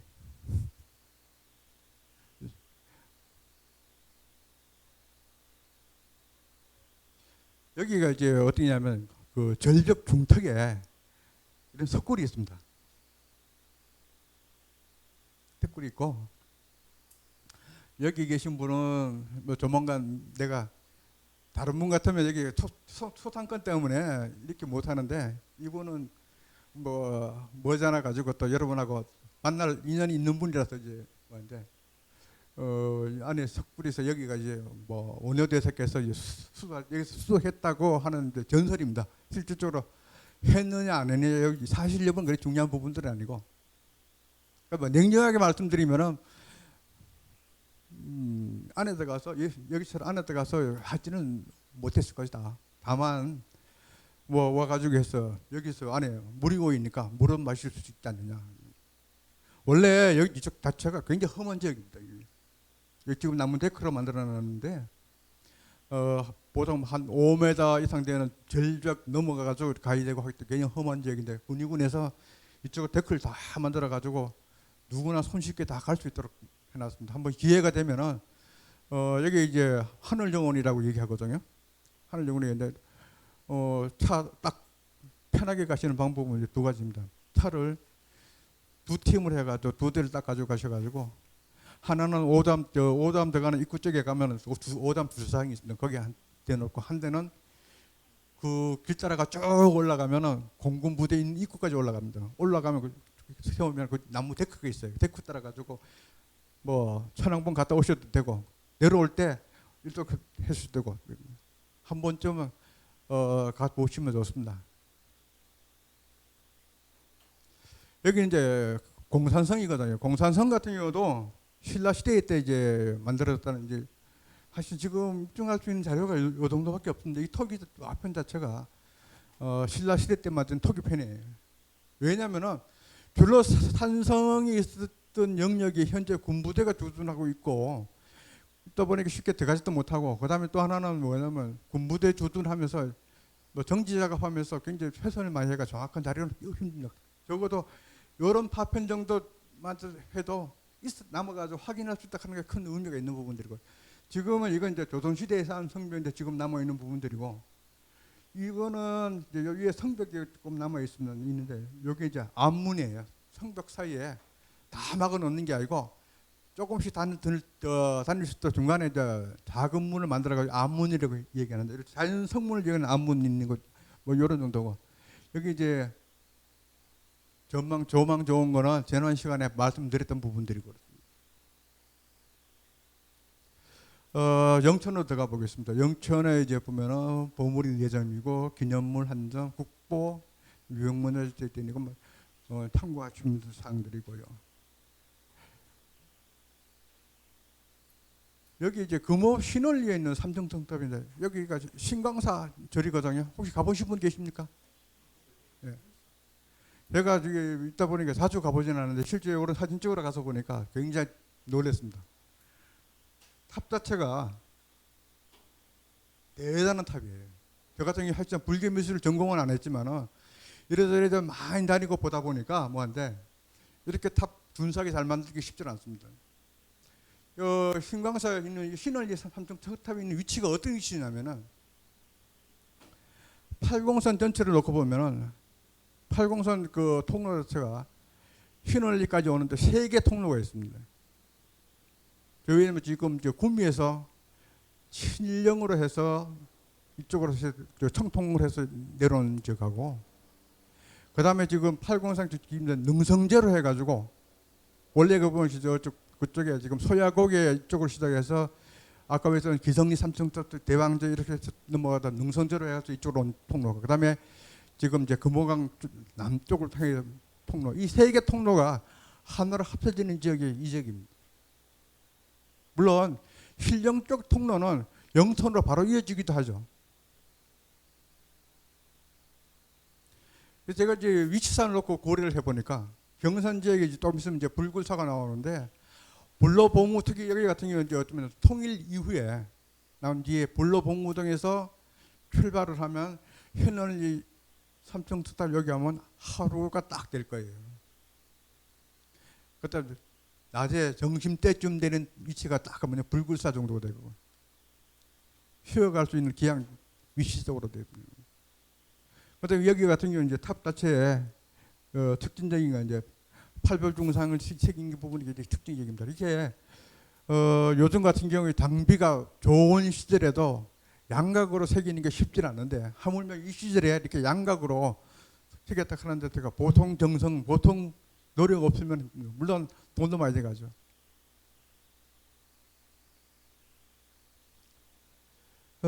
영천 청제비인데 법흥왕 때 이제 536년에 만들어졌고 그 뒤에 이제 원성왕 때 수축을 했고 이게 청제비가 의미가 있는 게 뭐냐면 축성기하고 수치기 그러니까 수리했던 기록하고 같이 남아있던 게 의미죠. 물론 현재 우리나라에서 수리시설 가운데 뭐 김제 벽걸제 그다음에 대천의 의림지 김해 수산제 같은 경우는 문헌 기록상으로는 청제비보다 훨씬 오래되어 있습니다. 근데 그건 어디까지나 문헌에 된 기록이 남아 있는 부분이라는 얘기죠. 근데 청제비 같은 경우는 뭐냐면 현장에 바로 비석으로 남아있다 하는 게 다른 기록보다는 신뢰성, 진실성에서 굉장히 높이 평가되는 부분들이죠.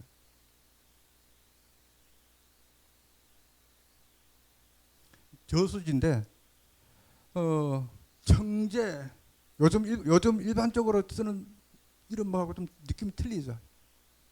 여기 보면 청제라고 여기 보면 우리말로 보면 청못이라고 돼요. 조금 왜냐면 우리가 이 제하고 그다음에 못기자는 지하고 구분을 좀 해가지고 사용을 해야 될 것 같습니다. 원래 이제 지금처럼 여기처럼 청제 제방을 막아가지고 만든 수리시설은 청제가 맞습니다. 조선시대의 읍지를 보면 지가 아니고 전부 뭐 수리시설에 제라고 다 되어 있습니다. 그럼 지는 어떤 거냐? 자연적으로 형성된 늪이나 이런 거죠. 이런 부분들이 이제 지예요. 근데 이 과정이 어떻게 이제 변천이 되냐면은 대구 동구 봉무동에 가면은 지금은 단산지라고 있습니다. 그 기록에 보면 조선 영조 때 나온 그 대구 읍지에 보면은 거기 뭐 아로곡제라고 돼 있고 그다음에 1910년에 조선 지지 자료에 보면은 거기는 두 가지 이름이 있습니다. 하나는 뭐냐면 아로곡제 단산못. 그 뒤에 이제 1930년대에 일제가 대대적으로 그걸 확장을 해가지고 지금 현재 규모로 키워놨습니다. 그리고 난 뒤에 붙인 이름이 단산지로 붙이는 겁니다. 그러니까 지금 저수지에 지자 붙인 저수지 자체가 우리가 지금까지 의식 못한 중에 하나가 뭐냐면 일제의 잔자라고 보시면 됩니다. 실제 말로는 일제청산을 외치지만 일제청산이 그렇게 생각만큼 쉽지 않은 부분들입니다. 왜냐하면 지금 못지자 자체가 저수지의 지자 자체가 일제 잔자라고 얘기하는 사람은 아마 제가 처음일 거예요. 그 얘기는 제가 하는 얘기가 아니고 아까 우리 그래서 문경현 선생님께서 항상 하시는 얘기가 이런 건 잘못해서 고쳐야 된다고 늘 하시는 얘기 중에 하나거든요. 그래서 청제 같은 경우는 이제 그런 면에서 굉장히 의미가 있다는 부분들이고 왜냐하면 여기 같은 경우도 일제 손을 안 탔기 때문에 옛날 이름 그대로 물론 옆에 이 청제비가 있기 때문에 그 이름을 지켜올 수 있었던 걸 봅니다. 영천에 보면 수리시설이 전국에서 손꼽힐 정도로 많더라고요. 그 자료 얼핏 정확하게 제가 파악은 안 해봤으면 뭐 영천시에 있는 게 한 1,500개 이상 저수지가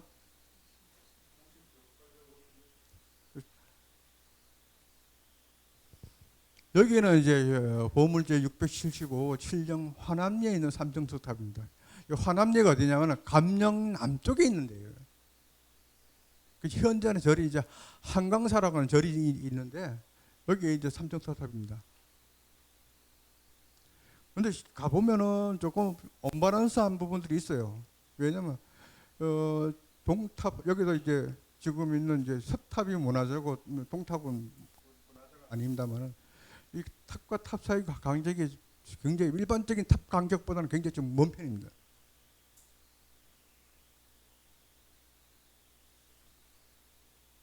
여기다 보면은 이 서탑하고 동탑하고 탑의 모양이 조금 차이가 있죠. 이게 뭐냐면 같은 시기에 안 만들었다는 거죠. 같이 안 만들었다는 부분이고, 특히 여기에 보면은 이 찰주가 있습니다. 그렇지, 찰주가 있는 척탑하고 없는 척탑하고 차이가 엄청납니다. 왜냐면 찰주를 같은 경우 찰주를 바꾸면은 이 찰주가 이제 쇠기둥인데 어느까지 내려가면 2층 몸돌 2까지 내려갑니다. 그럼 결국은 이건 뭡니까? 이제 지붕 뚫기 구멍을 뚫어야 된다는 얘기죠. 요즘 같은 경우에 장비가 좋으니까 구멍 뚫는 거 일도 아니지만 옛날에 구멍 뚫으려고 하면 보통 일이 아니겠죠. 이 철조하는 역할이 어떤 게 아니면은 경주 저 석가탑처럼 탑 위에 올라가는 장식물이 있지 않습니까? 요걸 구멍을 뚫어가지고 그 위에 올리는 역할을 합니다. 아까 그 동화사 서탑 같은 경우도 철조가 남아 있습니다. 팔공산권에서는 철조 남아 있는 탑이 여기 두 군데밖에 없습니다.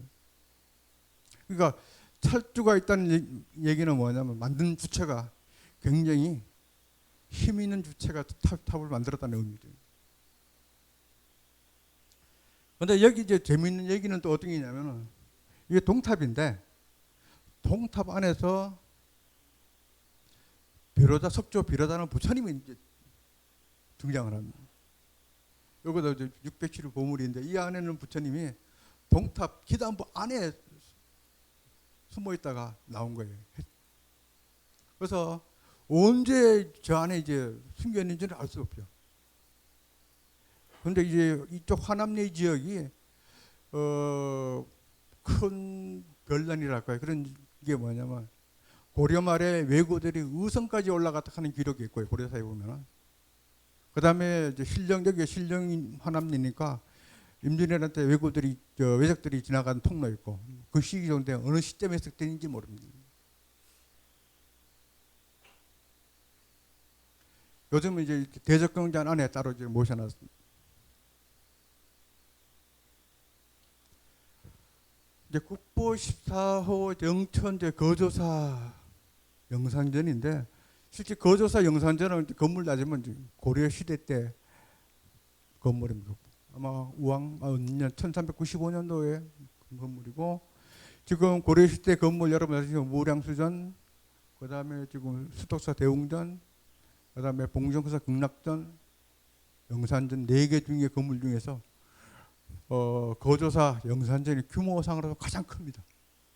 그런데 거조사 창건은 이보다 좀 시대가 좀 훨씬 올라가가지고 출토된 이물로 보면 한 8세기에서 뭐 9세기경에 창건된 걸로 그렇게. 여기 지금 앞에 보이는 탑은 신라시대 탑입니다. 이제 나안전이다 보니까 안에 석가모니를 모셔놨고요.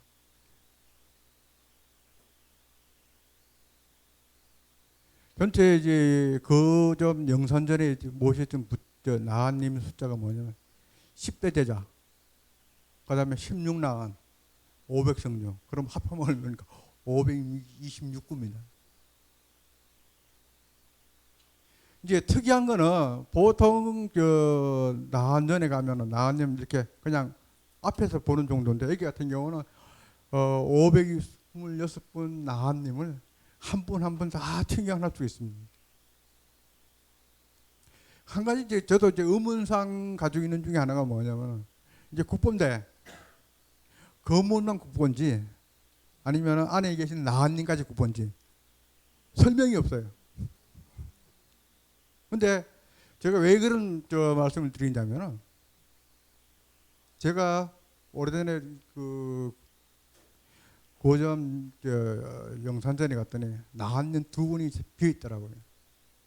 근데 비어 있는 자리에 뭐라고 써붙여놨냐면은 해외 출당 중. 왜냐면은 제가 그 예를 들어 외국에서 뭐 지금은 코로나 때문에 뭐하지만 외국에서 국립박물관 주관으로 한국미술 5천 년 전을 하게 되면 반드시 빠지지 않고 참가하시는 분이 나한인들입니다. 그래가 그때 한번 주지 스님이 한번 물어봤어요. 뭐 어떻게 선발합니까? 그러니까 스님이 뭐라 그랬게? 가실 분이 꿈에 현몽하신다면.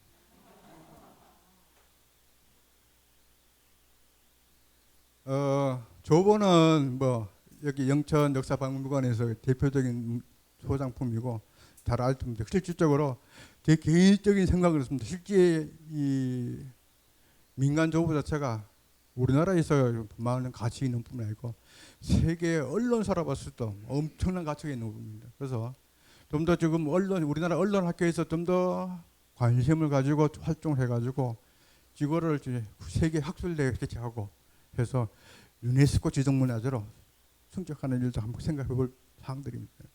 실제 여기 저 지봉 스님 혼자서 역한 부분이고 주변에서만 해. 그래서 일단 지금에서 유형문화재에서 이제 국가재에서 보물이 승격되고 물론 그런 절차도 필요하겠지만은 자꾸 주변에서 이런 가치를 평가해야 됩니다. 실질적으로 뭐 스님 말씀 들어보니까 그렇죠. 서지학자들은 뭐 이게 종이 한 쪼가리 한 장 이렇게 별로 그렇게 가치를 이렇게 평하는 부분들이 없잖아요. 이런 부분이 있는데 이제 언론학자들하고 서지학자들하고 보는 관점 자체가 틀리죠. 왜냐면 세계 최초의 상업 신문이라고 하는 거는 언론사로 봤을 때 세계 언론사로 되게 대단한 가치가 있는 부분들이. 경상 같은 경우도 보면은 이제 보물 2점 사적 그다음에 기념물 유형문화재 돼 있는데 여기 중에서 이제 사적하고 경상분들이 좀 사실상 팔공산에서 좀 멀리 떨어져 있어가지고 설명을 생략하겠습니다. 보물제 429 경상 불굴사 삼성석탑입니다. 석탑은 촛발전에 갔더니 데 있어가 사진이었습니다. 굉장히 탑 자체가 균형미가 잘 잡힌 탑이에요. 그리고 1탑 돼 있는 부분인데 물론 뭐 기록인 것입니다. 뭐 문화상 확인된 건 아니지만 신문왕 때 창건했으니까 690년에 창건됐다 그러니까 어느 정도 봤을 때 탑이라든지 이런 거 봤을 때 신빙성이 있습니다. 창건 시기가. 여기 같은 경우에 뭐냐면 능성제를 직접적으로 통제할 수 있는 아주 중요한 위치에 있습니다. 요 산 바로 넘어가면 아까 말씀하셨던 환성사하고 산 하나 사이에 끼고 있습니다. 환성사하고 바로 산 하나에 끼고 있는데 실질적으로 그렇게 되면 그 하양 쪽으로 넘어가는 통로가 있는데 실제 여기서 저는 삼성석탑보다 더 눈여겨봐야 될 거라고 볼 사항들이 뭐냐면 여기 있는 기단부입니다. 팔공산에서 아까 그 동아사 극락전에 가구식 기단 만들었던 걸 제외하면은 그거는 저 건물 초석 기단 부분이 실제 이 부분이라는 얘기죠. 이거는 저 밑에 석축이거든요. 석축인데 석축 자체를 이렇게 다듬은 데가 하나도 없습니다. 동아사도 돌을 쌓아서 만들었고 부인사도 돌을 쌓아서 만들었습니다. 좀 아이러니하죠. 뭐냐면은 저 같은 경우는 불구사 옆에 보면 그것도 약사일이 불상 있는 약사전이 있는데 스님 불사하신 게 마음에 안 들어가지고 불구사 건성으로 다녔어요. 별로 그렇게 관심 안 두고 다녔습니다. 근데 실질적으로 이제 생각을 달리하고 관점을 달리면 보는 안목이 달라진다 하는 게 훨씬 드러나더라고요. 그래서 저도 이번에 이제 이 사진 찍으려고 일부러 찾아가가지고 이 사진을 어떻게 찾아보니까 옛날에 찍은 사진 한 장이 있었는데 이게 사진이 조금 못마땅해가지고 이 사진 찍으러 갔더니 탑보다는 이게 훨씬 더 눈에 들어와요. 왜냐면 절을 짓는 데 있어 가지고 얼마만큼 노력을 하고 공을 들였나 하는 부분, 이런 부분이 나타나는 부분입니다. 여기는 그 불굴사 지금 있는 불굴사라고 하는 절 이름이 나오게 되는 여기 지금 현재 여기가 홍주암이라고 하는 암자가 있는 지입니다. 여기 층이 여기가 한 층 두 층에서 올라가면 여기서 올라가는데 암자가 있는 데입니다. 그래서 앞에 비석에라 뭐라고 적혀 있냐면 여기가 원효대사하고 김유신 장군 수도했던다라고 적혀 있습니다. 아마 여기에 뭐 경산 쪽에서 봤을 때 가장 거리선을 가까우니까 가능성은 있다고 봐야겠죠. 근데 사실은 그 구전이라는 게 집중할 수 있는 문헌이 없다 보니 이제 때로는 증거보다도 문헌 증거보다도 더 강력할 수가 있습니다. 요거는 이제 뭐냐면은 그 홍주암 안에 샘물이 나와요. 그래서 여기 보면 아동 제일작수라고 되어 있는데 이쪽에 지금 이렇게 젖어 있는 부분에 여기 샘이고 여기 물 받도록 되어 있는데 여기 이 아동 제일약수 글자가 어디에 기록이 되어 있냐면 1933년에 만든 그 하양 읍지죠. 화성지에 이제 기록이 되어 있습니다. 그러면 이 글자 자체가 최소한 100년 이전에 만들어진 새긴 글자라고 보여집니다. 엄청 특이하고 재밌습니다. 그래서 조선시대에는 홍주암이라 안 하고 샘물이 나온다고 옥천암이라고 했던 부분입니다.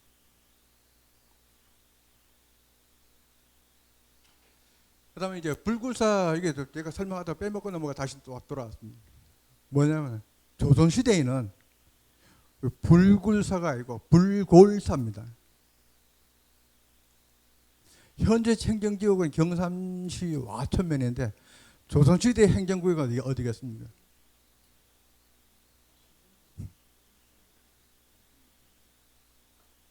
조선시대 행정구역은 신령면이 지금 신령현입니다. 그러면 신령하고 여기 불굴사하고 사이에 뭐가 있습니까? 은혜사가 있죠.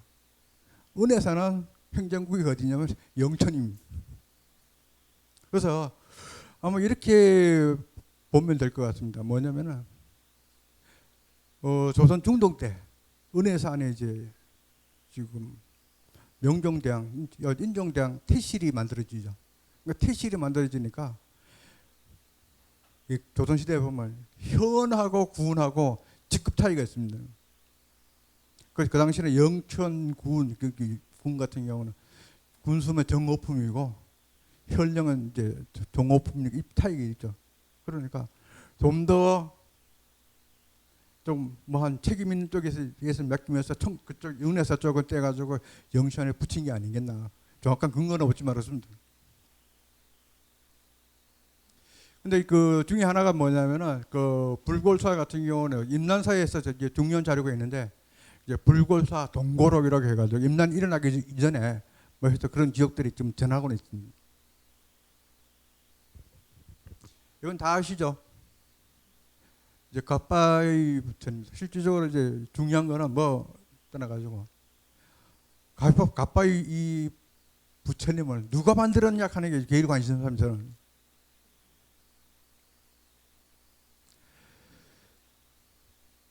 물론 선본사 사절기에 보면은 뭐 자상율사의 제자 의연대사가 어머니의 명복을 빌기 위해서 갓바위 불상을 조성했다. 선덕여왕 때라고 기록을 합니다. 그런데 그 기록 자체가 도광계니까 1800년대 초 19세기 초의 기록이니까 물론 전해놓은 얘기를 정리는 했겠지만 뭐 지금하고 해도 뭐 한 200년 전의 기록 그보다는 좀 많은 분들이 있고 그래서 실질적으로 이제 여기 지봉스님하고도 놓고 여러 차례 얘기도 나누고 토의하는 과정 중에서 참 타이난 분 중에 하나가 뭐냐면 저는 이렇게 생각합니다. 이 정도 만들려고 그러면 지금도 상당한 비용이 소요가 됩니다. 하물며 예전 같은 게 더 말할 나위가 없겠죠. 그러면 그 정도 비용을 댈 수 있는 스폰서가 있었다는 얘기인데 제가 생각할 때는 앞서 금이 아미타 3전 속국 같은 경우는 삼국 통일을 이런 승전 기념일로라고 말씀드리는데 갓바위 부처님 같은 경우는 김유신의 한국 통일의 주역 김유신을 전공을 기리는 기념물이 아니겠는가. 왜냐하면은 지금 팔공산 지역이라고 하는 저 자체가 학자들 공통적인 개념이 김유신 장군의 세력권이 있다는 거죠. 그래서 먼저 그 803 역사 유래 시간에서 부인사 같은 경우도 김유신의 부인 지서 부인이 창건했다고 말씀드렸던 것처럼 그런 주장이 있습니다. 경북대학교 이영훈 교수가 주장했던 부분들이니까 여기 같은 것처럼. 그래서 갑바위 보청은 현재 지금 뭐냐면은 자 아까처럼 아미타불이다. 그 다음에 항마 촉주인하고 있으니까 석가모니 불이다. 가수가 있다고 미륵불이다. 그런데 요즘 이제 올라가면 무슨 소리 들립니까? 낙사 예리불 소리밖에 안 들리지. 그래서 갑바위 부처님 같은 경우 실질적으로 지금 믿는 거는 약사신앙입니다. 약사신앙인데 조금 우리가 했던 분 중에 하나가 뭐냐 문화재 청기록을 비교를 하면은 갑바위 부처하고 아까 대구 동구에서는 동봉 약사일에 입상하고 동시대에 만들어졌다고 기록을 하고 있어요. 그러니까 결국 뭐냐면 이 갑바위 불성 만든 세력하고 동봉 약사일 입상 세력하고 같다는 얘기죠. 저도 아까 그래서 그게 같다는 의미 중에서 뭐에서 뭡니까? 그러니까 되는데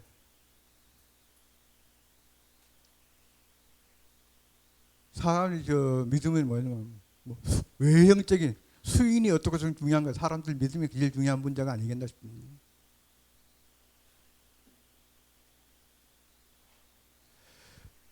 (2014년에) 국립공원 연구원에서 팔공산 자연자원 조사를 했습니다.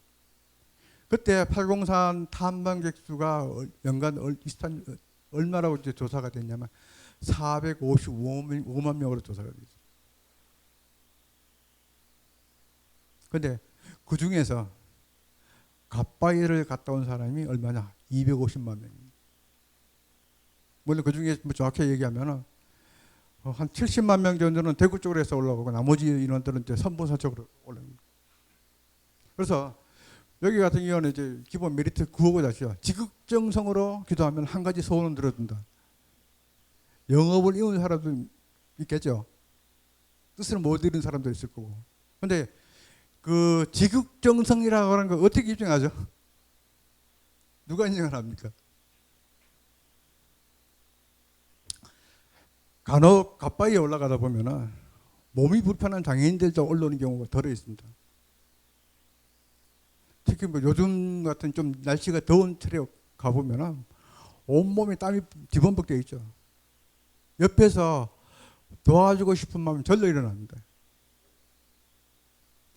그래서 어떤 데 도와주려고 손길 내밀면 떨떡부딪힙니다. 스스로가 자기 스스로 힘들지만 올라가는 거예요. 지극정성이라는 게 이제 자기 스스로 자기가 자기를 인정하는 거죠. 근데 이제 전에 뭐 했냐면 김범민 시장 있을 때 갑자기 케이블카 놓으려고 시도를 한 적이 있습니다. 그 핑계가 뭐냐면 노약자와 어린이들이 쉽게 올라갈 수 있도록 하기 위해서입니다.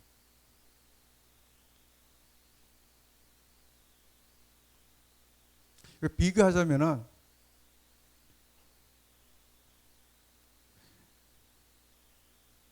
황금알을 낳는 거의 배를 가르자는 것과 똑같습니다. 케이블카 넣다는 얘기가. 선본사가 지금은 이제 뭐 여러 가지 우여곡절 끝에 돌고 돌아가지고 이제 은혜사로 다시 돌아왔습니다만은 실질적으로 전립장이 밝았을 때 글쎄요. 케이블카로 넣으면 한 몇 년 동안은 반짝반짝 할 수 있겠죠. 그 다음에는 뭐냐면 뭐가 떨어지겠습니까? 지극정성이라는 게 스스로 입증할 방법이 없는 거예요. 편하면은 입증할 방법이 없는 거예요. 지금 올라가는 게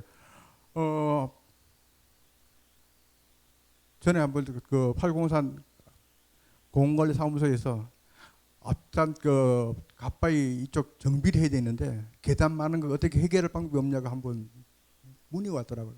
그래서 제가 그랬죠. 계단 많은 거를 어떻게 해결한다면 그러면 뭐 그때 뭐라고 했냐면 계단을 더 만들라고 얘기했습니다. 한 3,000개 만들어라.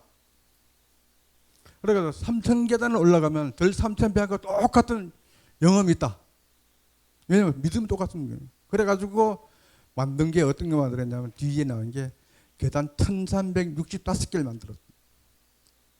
이름하여 1년 365일 기도하면 영업이다는 거죠.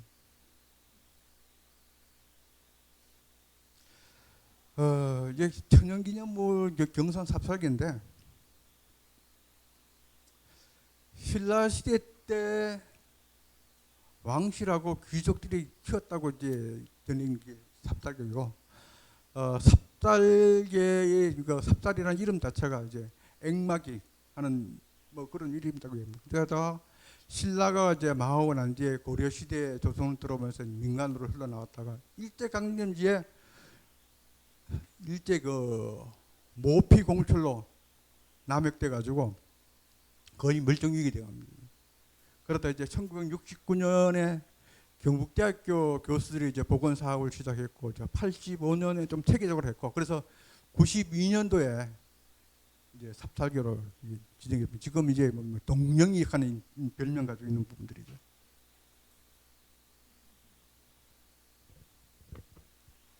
여기는 이제 경상북도 유형문화재 이제 선본사 3층 석탑인데, 일단 여기가 어디죠?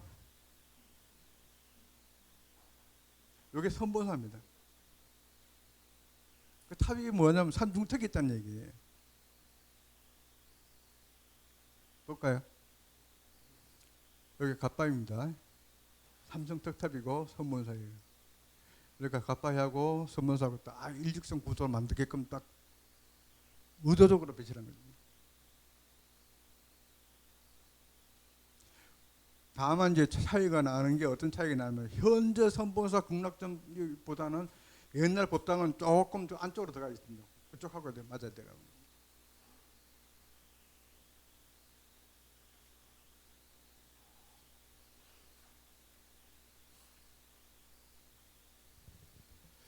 여기는 이제 경산 원효암에 있는 마이열의 자상입니다. 원효암 원효대사가 수도했다고 이제 전해지는 부분들이고, 여기다 보면은 별로 그렇게 없는데 최근에 며칠 전에 불이 나가지고 새로 이제 불사를 해서 깨끗하게 돼 있는데, 여기가 원효암이 어디 돼 있냐면 위치상으로는 불굴사하고 마주보고 있는 위치입니다. 여기 같은 경우 안에 이제 돼 있고, 그 승인을 봐가지고 아미타불로 이제 보여집니다. 그다음에 원염 같은 경우는 이제 하나 원칙이 있다 그러더라고요. 원염 같은 경우는 어떤 원칙이 있냐면은, 원염에는 반드시 샘이 있는데, 샘은 절 서쪽에서 샘이 솟아가지고 물은 어디 쪽으로 가면 동쪽으로 흘러간다는 거예요. 서철 동요한다는 거예요.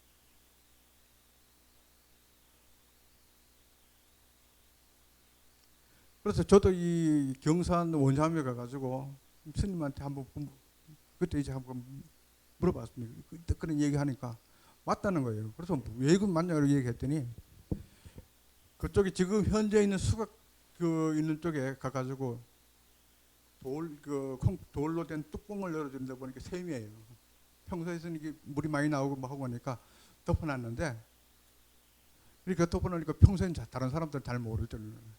서출 동요하는 게 원얌, 우리나라에서 원얌 이런 분위기가 막 한 200여 개가 넘는 걸로 알고 있습니다. 많은데 이제 그 중에서도 보면 이름만 딴 데도 있고 정확하게 서출 동요가 되는 위치에 있는 남자들이 있을 거고, 이런 게 하나 이게 뭐냐면 사실인지 아닌지는 모르겠지만, 그래도 원얌 쪽에 연구한 사람들이 말씀하시는 중에 하나지 원칙이다. 원얌은 반드시 서출 동요하는 구조가 돼야 되는 게 하나 말씀하시는 부분들이니까 그러더라고요.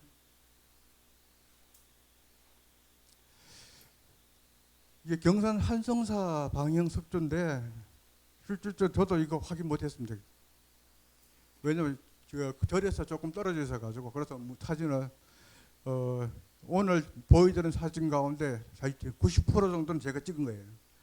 10% 정도는 뭘든지 못 가든 제가 쓰는 건데, 다음은 여기 이제 자연 안반 위에 이렇게 만들어 가지고, 옛날 같은 경우는 물통 대신에 이렇게 가면 안 씁니다. 많은데 나름대로 큰 의미 있는 부분입니다. 영천에 인고소원이 있죠. 영천 사람들 중에서 인고소원 모르면 뭡니까? 인고소원 모르면 간첩을 할 수 있습니다. 그러니까 왜 이제 이런 말씀을 드리냐면, 자, 조선 명종 때 인고서원이 창건이 됐는데, 인고서원이 창건이 되면서 날벼락을 맞은 데가 있습니다. 그 중에 대표적으로 날벼락 맞았던 데가 인각사.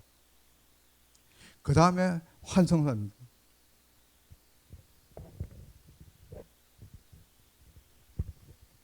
인각사 같은 경우는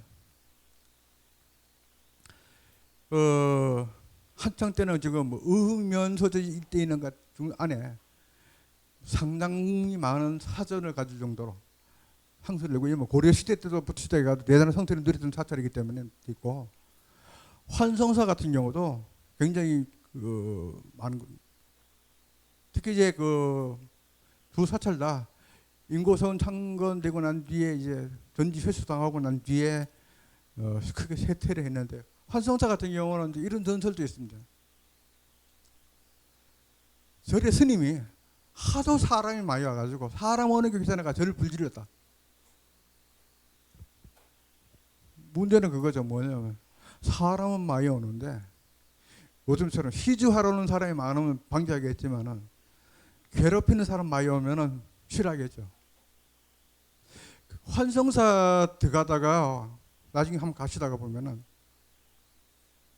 그 들어가는 입구 쪽에 뭐냐면 거부감이라고 암자가 하나 있어요. 거부감 그 앞에 보면은 축사가 있는데 축사 뒤에 보면은 거북이처럼 생긴 바위가 하나 있습니다. 거기다 보면 또 이런 전설, 그 환성사에 나오는 전설이 뭐냐면은 사람이 많이 오고 하니까 거북이 목을 자르면은 사람이 오는다. 실제 가보면은 왔는지 어쩐지 모르겠는데 거북이 목을 잘라내려고 등을 쪼아가지고 했던 흔적이 있더라고요. 그래서 환성사 같은 경우 그런 경우가 많습니다. 조선 제가 자료 찾아보니까 조선 영조 때도 임고서원하고 딱 놓고 소송이 붙은 사례들도 있는 겁니다. 왜냐하면 환성사 같은 경우는 조선 후기에 들어가면은 그 하양 한교에 딸린 사찰입니다. 그래서 지금도 환성사 앞에 대웅전 앞에 가면 누각이 조금 누각 명칭이 다른 사찰 이름하고 좀 틀리죠. 뭐냐면 수월루라고 굉장히 좀 틀립니다. 누각이 일반 뭐랄까요? 절의 누각이 아니고 정제의 누각 이런 쪽들.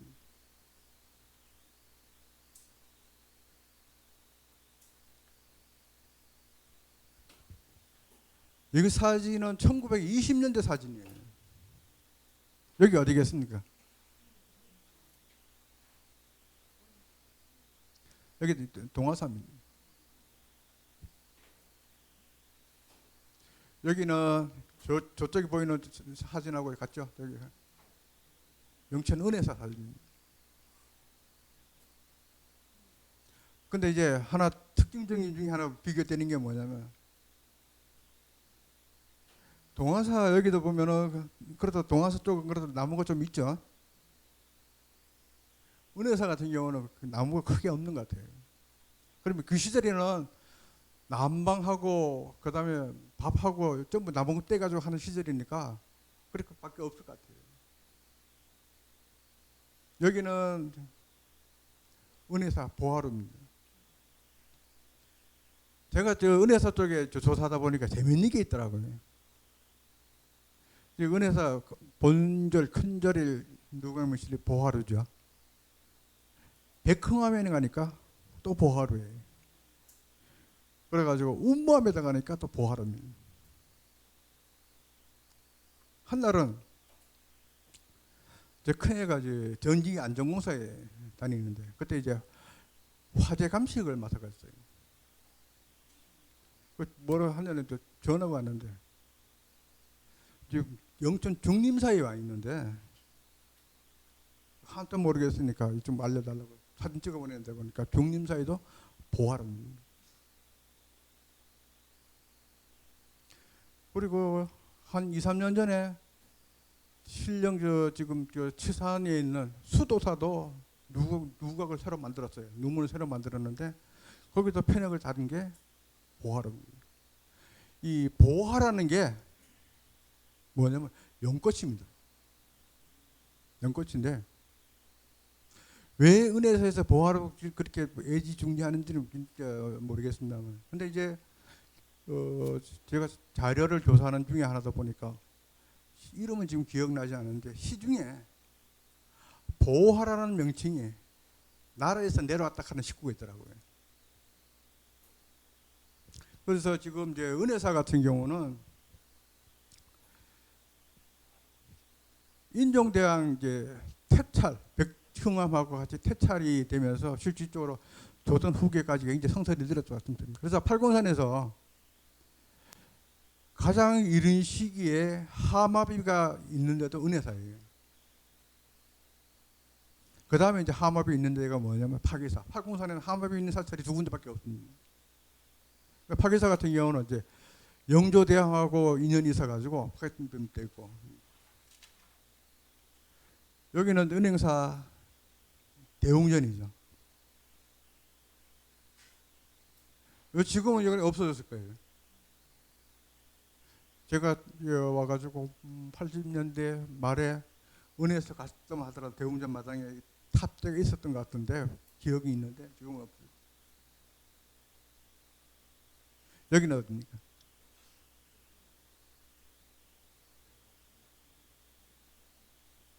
여기 백흥암 근각전입니다.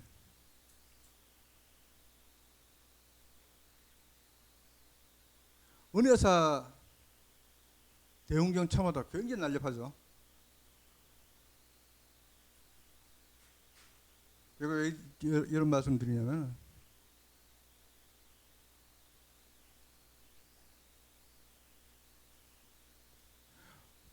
사찰의 일반적인 참화선이라는 게 지금 불구사 같이 이렇게 날렵하게 안 올라갑니다. 애처럼 이렇게 안정적으로 이렇게 되지 날렵하게 안 올라갑니다.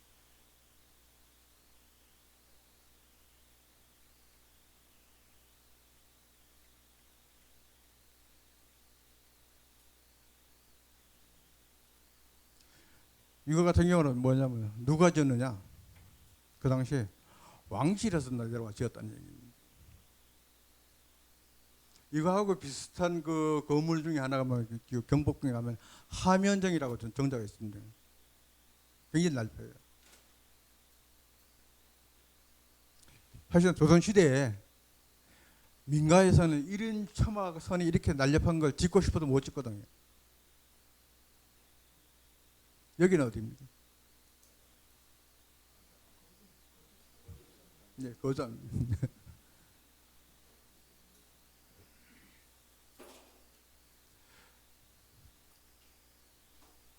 요즘 이제 보면 애들이 거조암, 어떻게 거조암, 요즘 이제 거조사 그래, 절사자사가 쓰는데 회사 살 때 할 때 사 쓰기도 하거든요. 아까 동화사 같은 경우는 숯불주자 써가지고, 그 절이 요즘은 절 이름을 자체가 절사자하고 이제 암자하고 두 개를 거의 굳어지죠. 그거 쓰고 특별하게 꾸미는데, 신라 시대 같은 경우는 그보다 훨씬 다양하게 사용을 했습니다. 숫자라든지 원자라든지 사자, 저살자가 아닌 회사할 때 그 사자 이런 부분들이 있었습니다.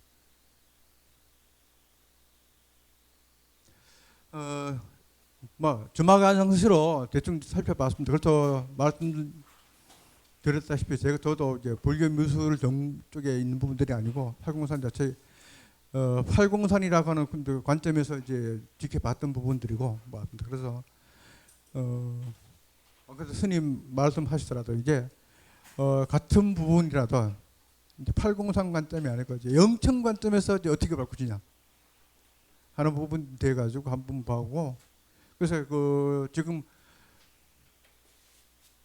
운해사 같은 경우도 보면 상당히 여러 가지로 좀 연구할 때가 많은 사찰이고 재미가 있는 얘기도 많이 사찰입니다. 그래서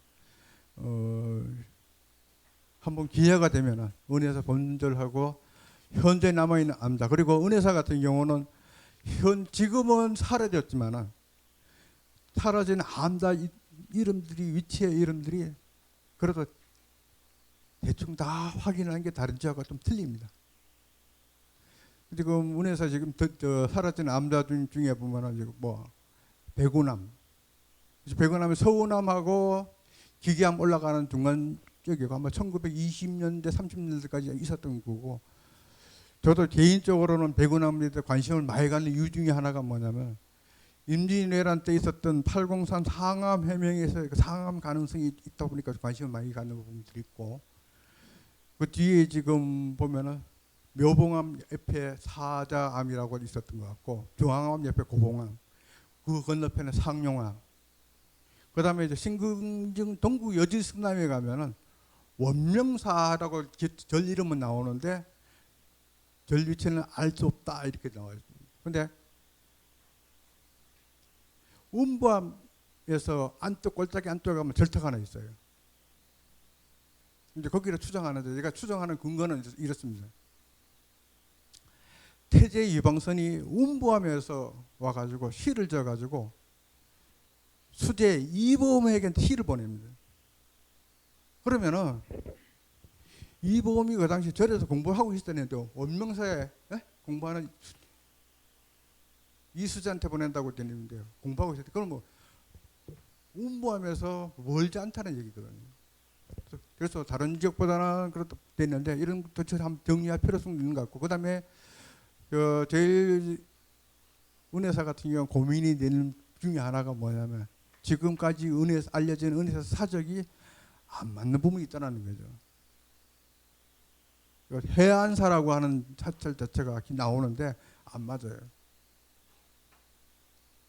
왜냐하면 고려 의종 때 이미 그 기록에 보면 은혜사의 기록이 나옵니다.